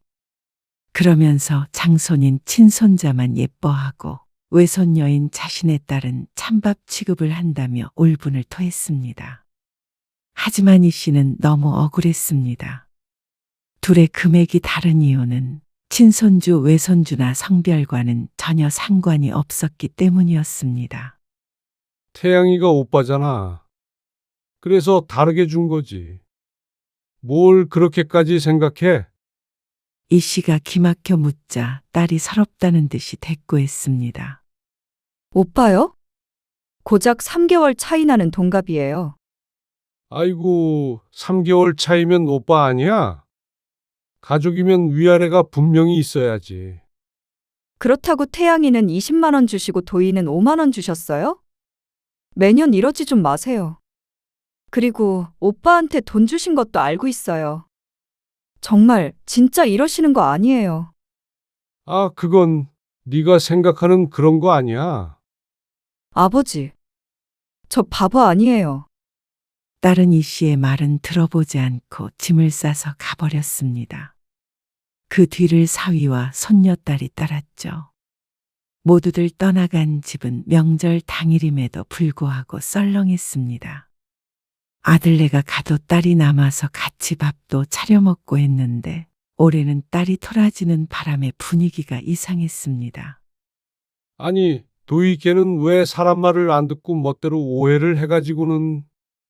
이 씨가 혀를 찾아 아내가 할 말이 있다는 듯한 표정으로 쳐다보았습니다. 왜? 뭐? 그러자 입만 뻥끗하던 아내는 이내 고개를 저었습니다. 싱겁기는? 한동안 연락이 없던 딸은 어느새 다시 안부 전화도 해오고 그날의 일은 잊은 것처럼 보였습니다. 다음 명절에는 이 씨도 딸의 눈치를 봐서 두 손주의 용돈을 똑같이 주었습니다. 손자가 입을 삐죽거렸지만 그래도 그렇게 서운하다는데 이번에도 다르게 줄 수는 없었죠. 이렇듯 이 씨는 아들과 딸 그리고 손자와 손녀 모두를 똑같이 생각했습니다. 깨물어 아픈 손가락이 없었죠. 이듬해 이 씨의 생일이었습니다. 1시간 거리에 사는 딸은 매 이 씨 부부의 생일마다 음식을 해왔습니다. 요리 솜씨가 아내보다도 좋았죠. 아버지, 태양이 엄마가 식당 예약해뒀대요. 엄청 유명해서 한참 전에 예약해야만 갈 수 있는 곳인데 태양이 엄마가 아버지 생신이라고 무리 좀 했나 봐요. 정말 왜 진작 말을 안 해주고. 생일 당일에 아들에게 연락이 왔습니다. 바빠서 못 만난다고 하더니 저녁 식사 시간에 가까워진 뜬금없는 전화였습니다. 에이, 미리 말씀드리면 재미없죠. 태양이 엄마가 서프라이즈로 하자고 해서 말씀 안 드렸어요. 설마 저녁 식사하신 건 아니죠? 아, 안 먹긴 했는데 말이야. 그때 초인종이 울렸습니다. 도희가 지금 도착한 것 같은데. 도희요. 그래. 미역국이랑 생일상 차려준다고 음식을 해온다고 했거든. 매년 그러잖아. 아, 안 되는데. 그 사이에 아내가 문을 열어줬고 딸이 손녀 예지와 함께 들어왔습니다. 그거 정말 어렵게 예약한 거예요. 휴대폰에서는 계속해서 아들의 목소리가 흘러나왔습니다. 자신들이 왔는데 전화기만 붙잡고 있자 딸이 의아하게 쳐다보았고 이 씨는 난감한 표정을 지었습니다. 딸의 양손이 무척 무거워 보였기 때문이었습니다. 그러면 도희네도 같이 갈까? 아, 그건 안 돼요. 딱 5자리라서. 이거 어쩌냐?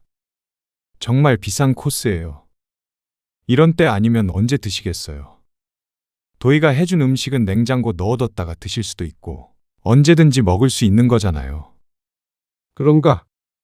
네. 도희도 이해할 거예요. 아버지 생신이신데 좀 더 특별하게 보내는 게 좋죠. 그러면 일단 알았다. 끊자. 이 씨는 전화를 끊고 딸에게 어렵게 입을 뗐습니다. 도희야. 어쩌냐? 도준이가 식당을 예약했다고 하네.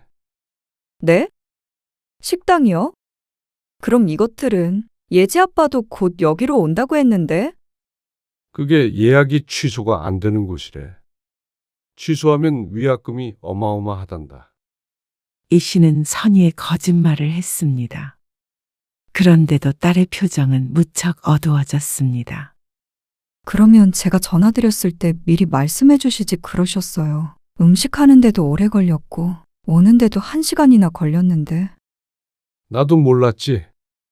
도준이가 또 서프라이즈인지 뭔지 한다고.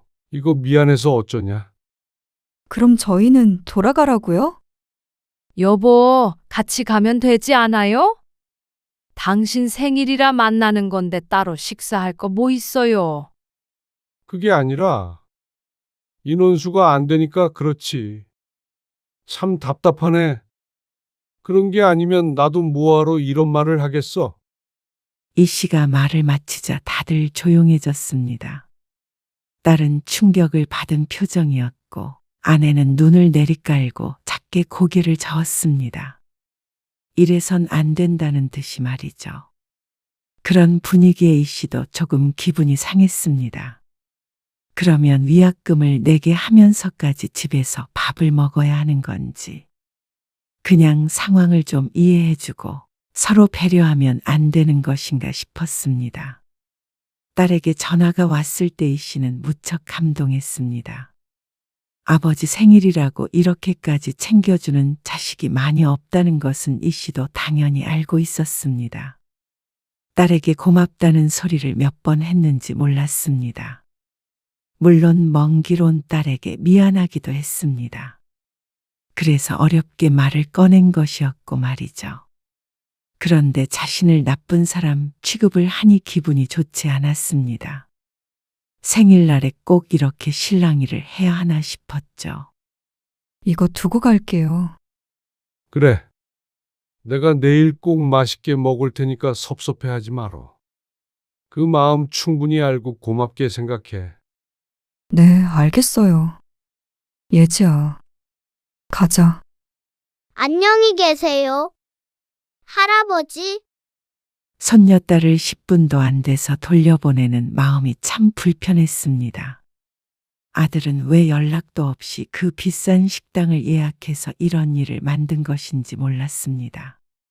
아내는 아들이 초대한 식당으로 가는 내내 말이 없었습니다. 이 씨도 기분이 상해 아무 말 하지 않았습니다. 식당을 도인의 가족도 올 수 있게 예약을 하지 그랬어. 아이 아버지. 이 식당 1인에 얼마인 줄 알고 말씀하세요? 아들이 휴대폰을 보여주며 말했습니다.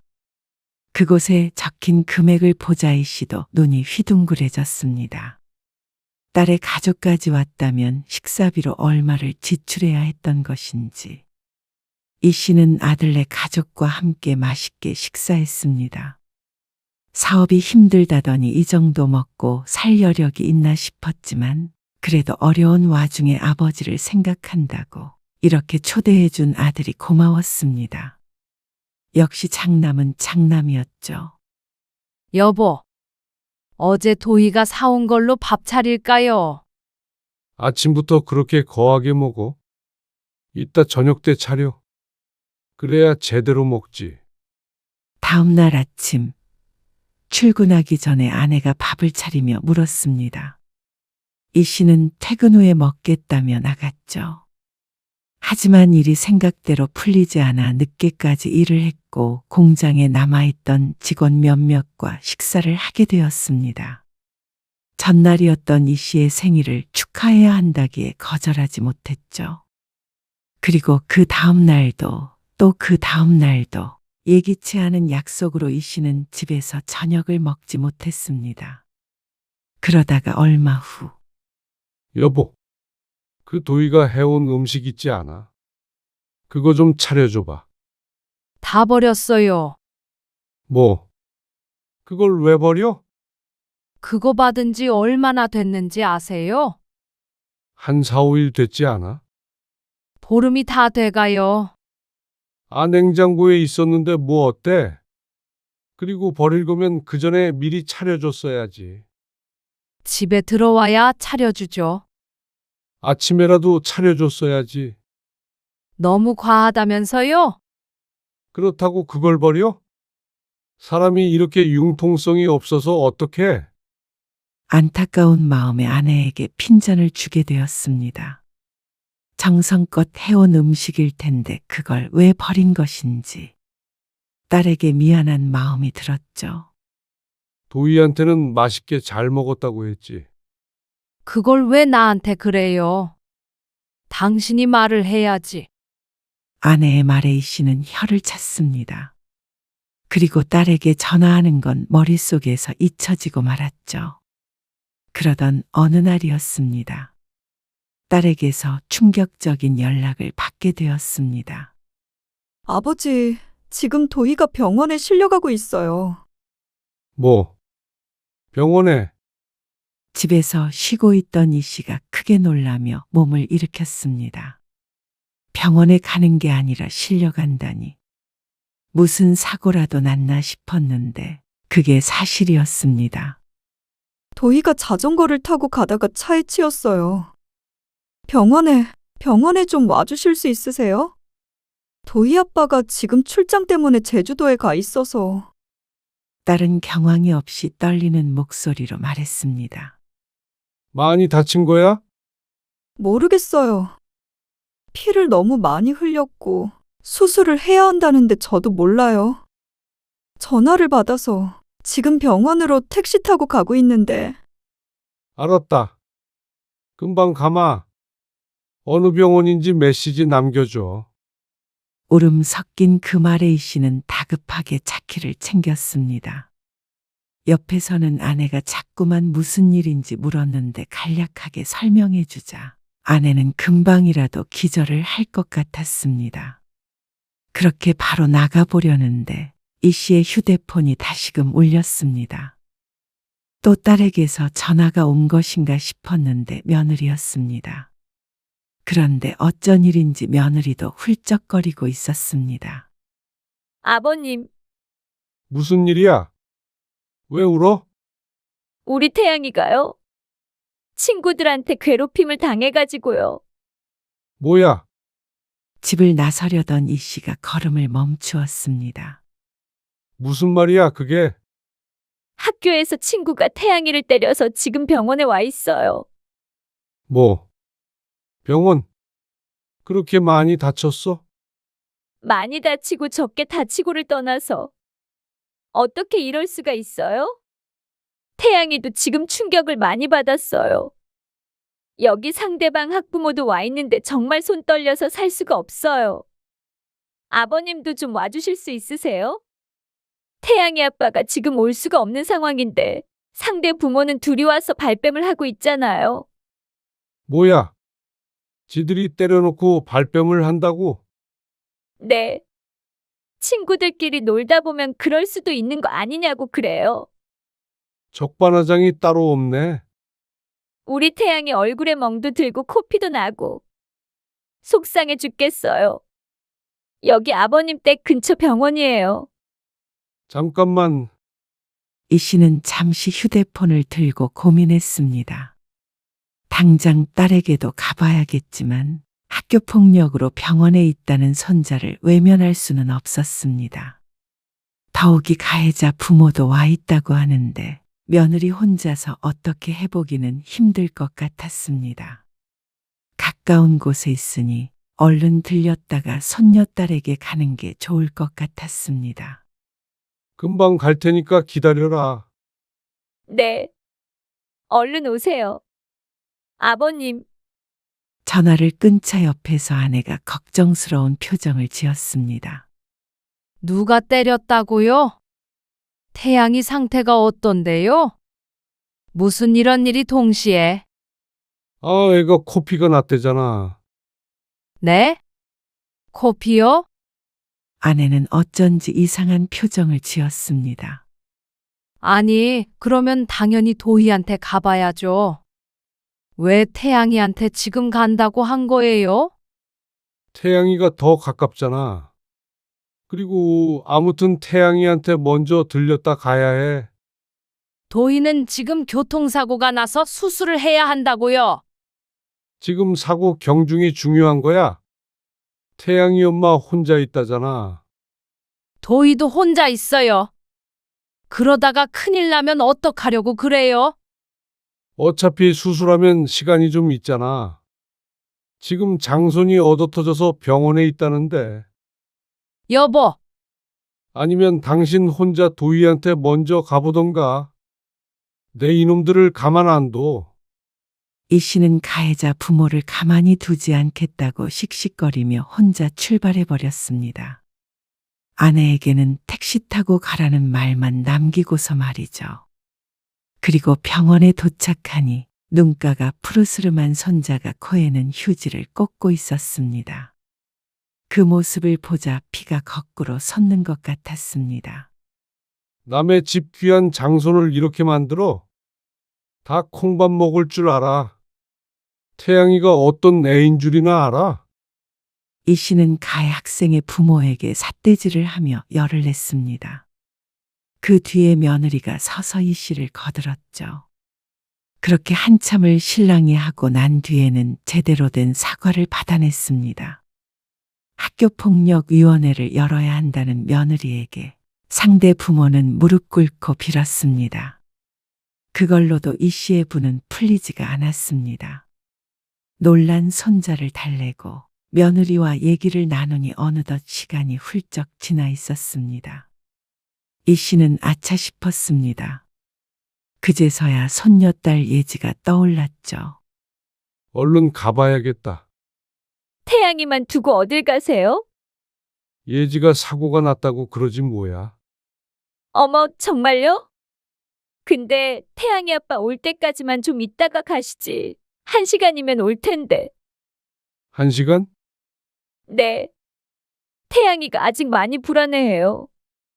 이 씨는 며느리의 말에 잠시 고민을 하다가 다시 자리에 앉았습니다. 지금 가나 1시간 뒤에 가나 다를 게 없지 않을까 하고 말이죠. 그리고 1시간쯤 뒤, 곧 아들이 도착할 거라는 말에 이 씨는 그제야 안심을 하고 출발했습니다. 그렇게 또 1시간을 달려 도착한 병원. 예지는? 이 씨가 딸에게 물었는데 딸은 대답이 없었습니다. 이 씨 쪽은 쳐다보지도 않았죠. 그러자 아내가 대신 대답했습니다. 중환자실에 있어요. 수술은 잘 된 거야? 경과를 지켜봐야 한대요. 피를 너무 많이 흘려서. 아니, 어쩌다가 사고가 이렇게 크게 나? 이 씨가 걱정스레 묻자 딸이 대답했습니다. 궁금하긴 하세요? 뭐, 예지 걱정은 되시냐고요.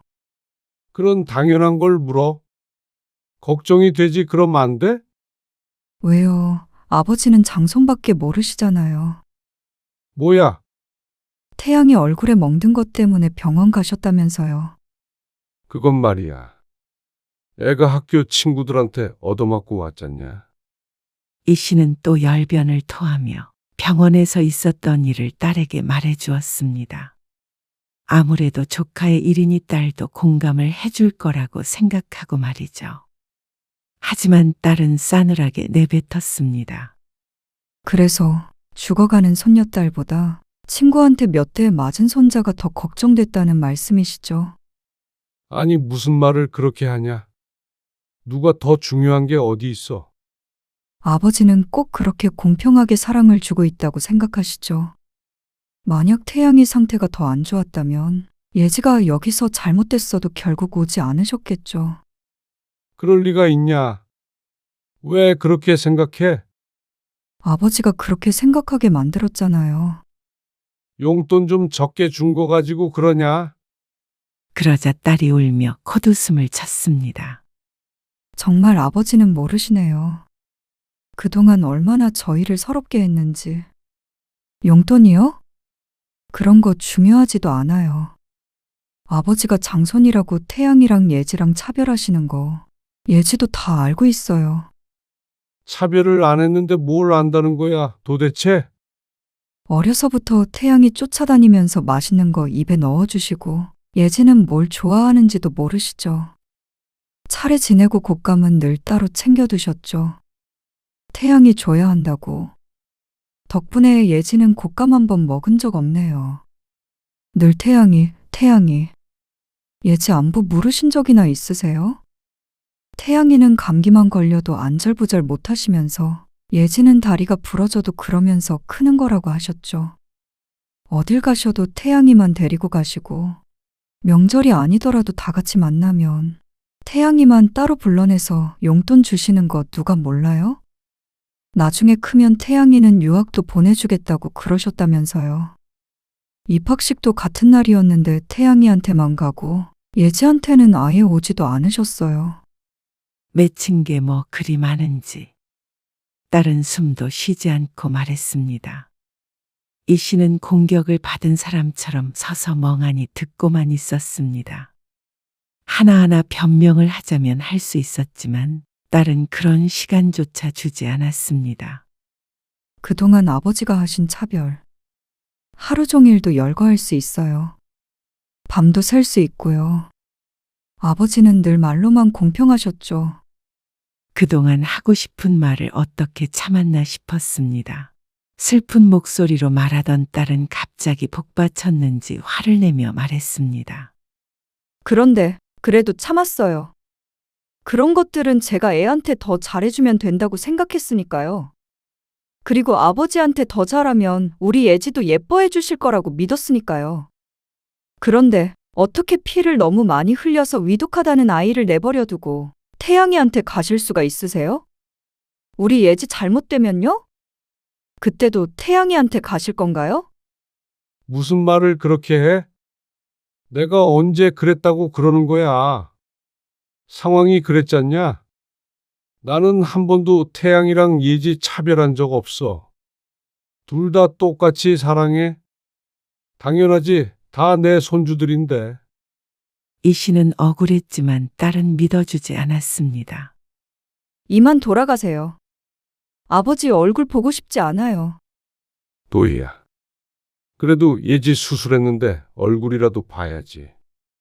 예지도 할아버지 안 보고 싶을 거예요. 그 말에 이 씨는 충격을 받았습니다. 이 씨는 딸을 달래보려고 했지만 딸은 냉담했습니다.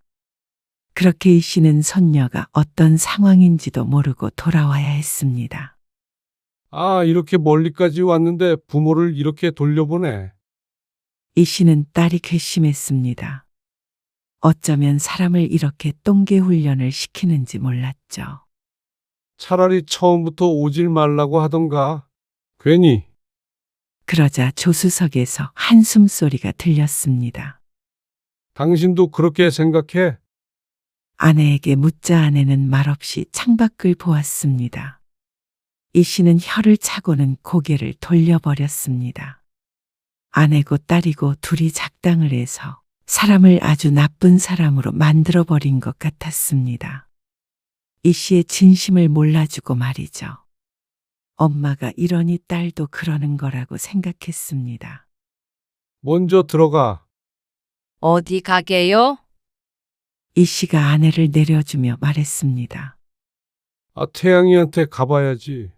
애 얼굴이 얼마나 안쓰럽던지.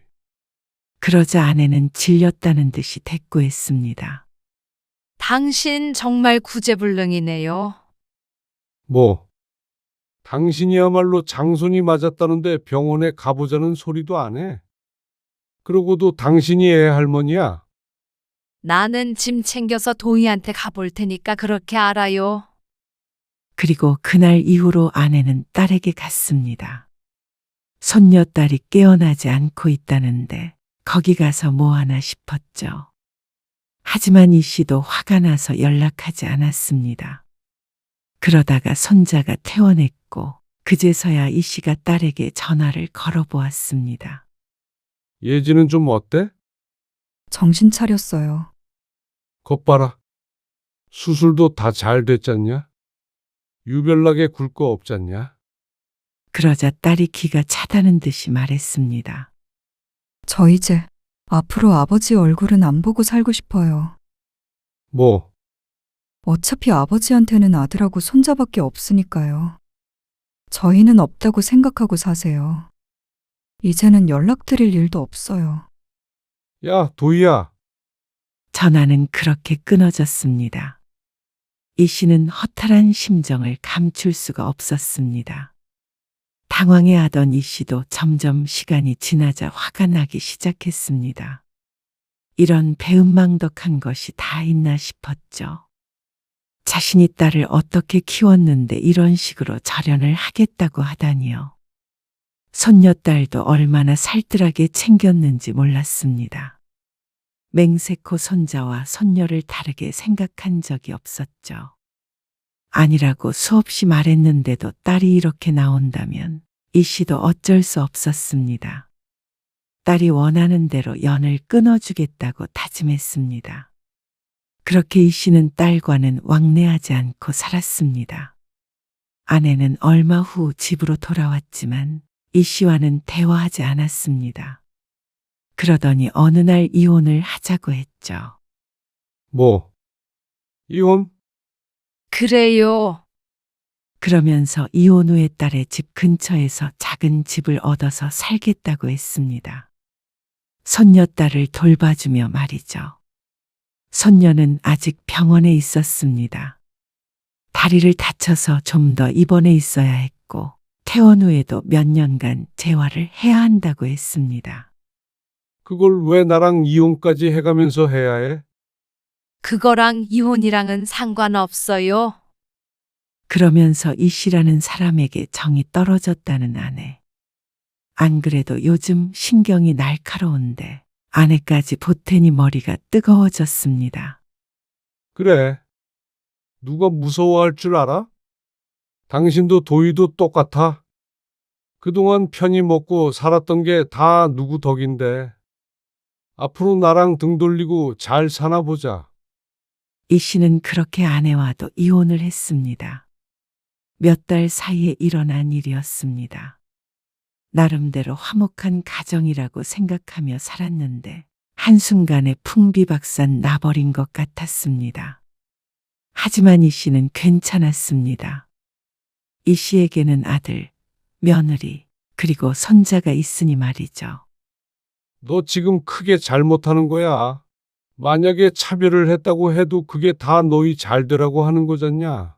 장손이 잘 돼야 다 잘 먹고 잘 사는 거야. 아빠 어떻게 살았는지 너도 알잖냐. 먹여 살려달라고 한 적 없어요. 그런 도움 없어도 잘 살고 있고요. 그래. 얼마나 잘 사는지 한번 보자. 연을 끊겠다고? 참나. 나 죽거든 네 앞으로는 한 푼도 못 남겨주니 그런 줄 알아라. 딸과 통화하며 이 씨가 말했습니다. 하지만 딸은 전혀 타격이 없다는 듯이 말했습니다. 그런 거 바란 적 없었어요. 앞으로도 없을 거고요. 그게 전부였습니다. 그렇게 2년 정도가 지났을 때였습니다. 이 씨의 인생은 또다시 전환점을 맞게 되었습니다. 아주 좋지 않은 방향이었습니다. 아버지, 어떡해요? 왜? 무슨 일인데 그래? 죄송합니다. 아들이 흐느끼며 말했습니다. 아들은 파산을 하게 되었습니다. 그런데 그것이 아들만의 문제가 아니라는 것이 또 다른 문제였습니다. 지난해 아들이 사업을 확장해 보겠다며 이 씨의 공장을 담보로 크게 대출을 받았었습니다.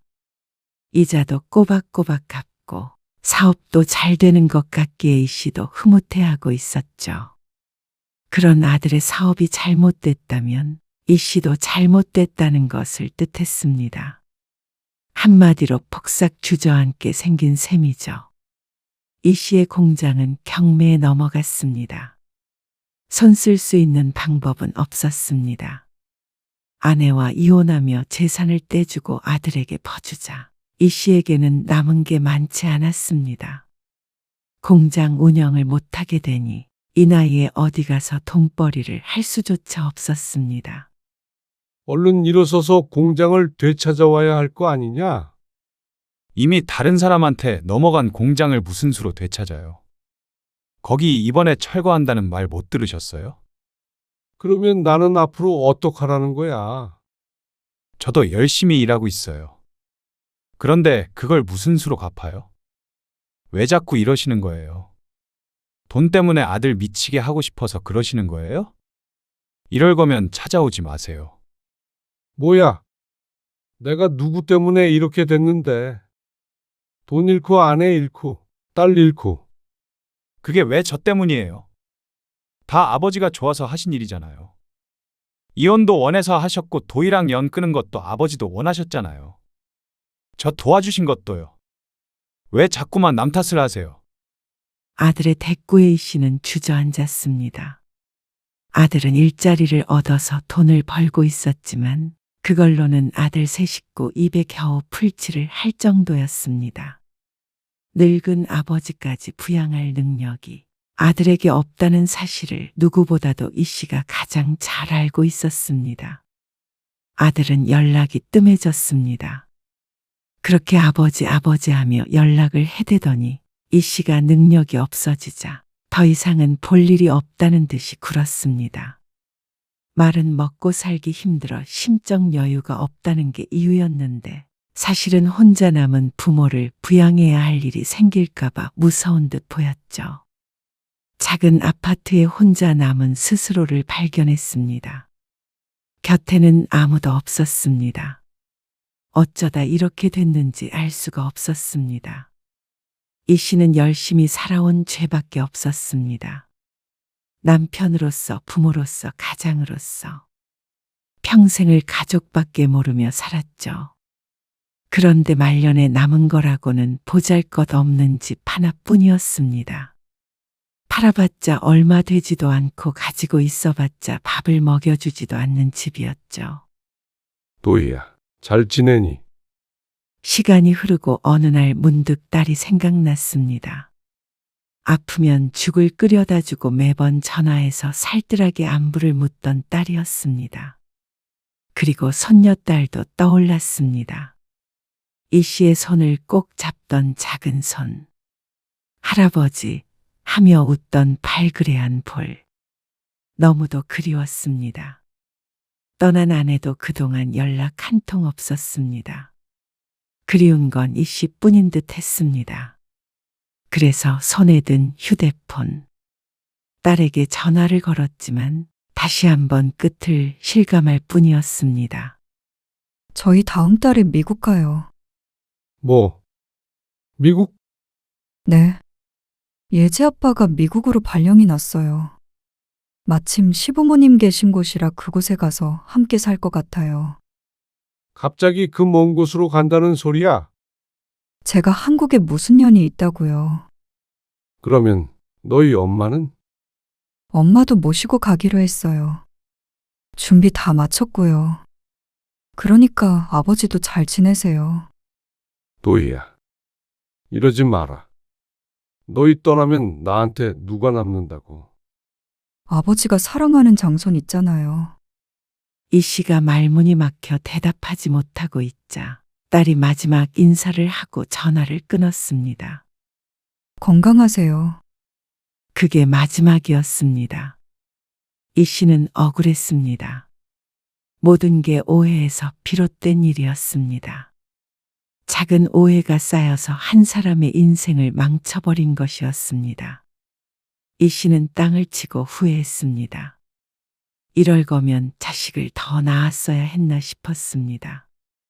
자식이 둘이지만 평생 희생한 부모를 봉양할 자식 하나 없으니 말이죠.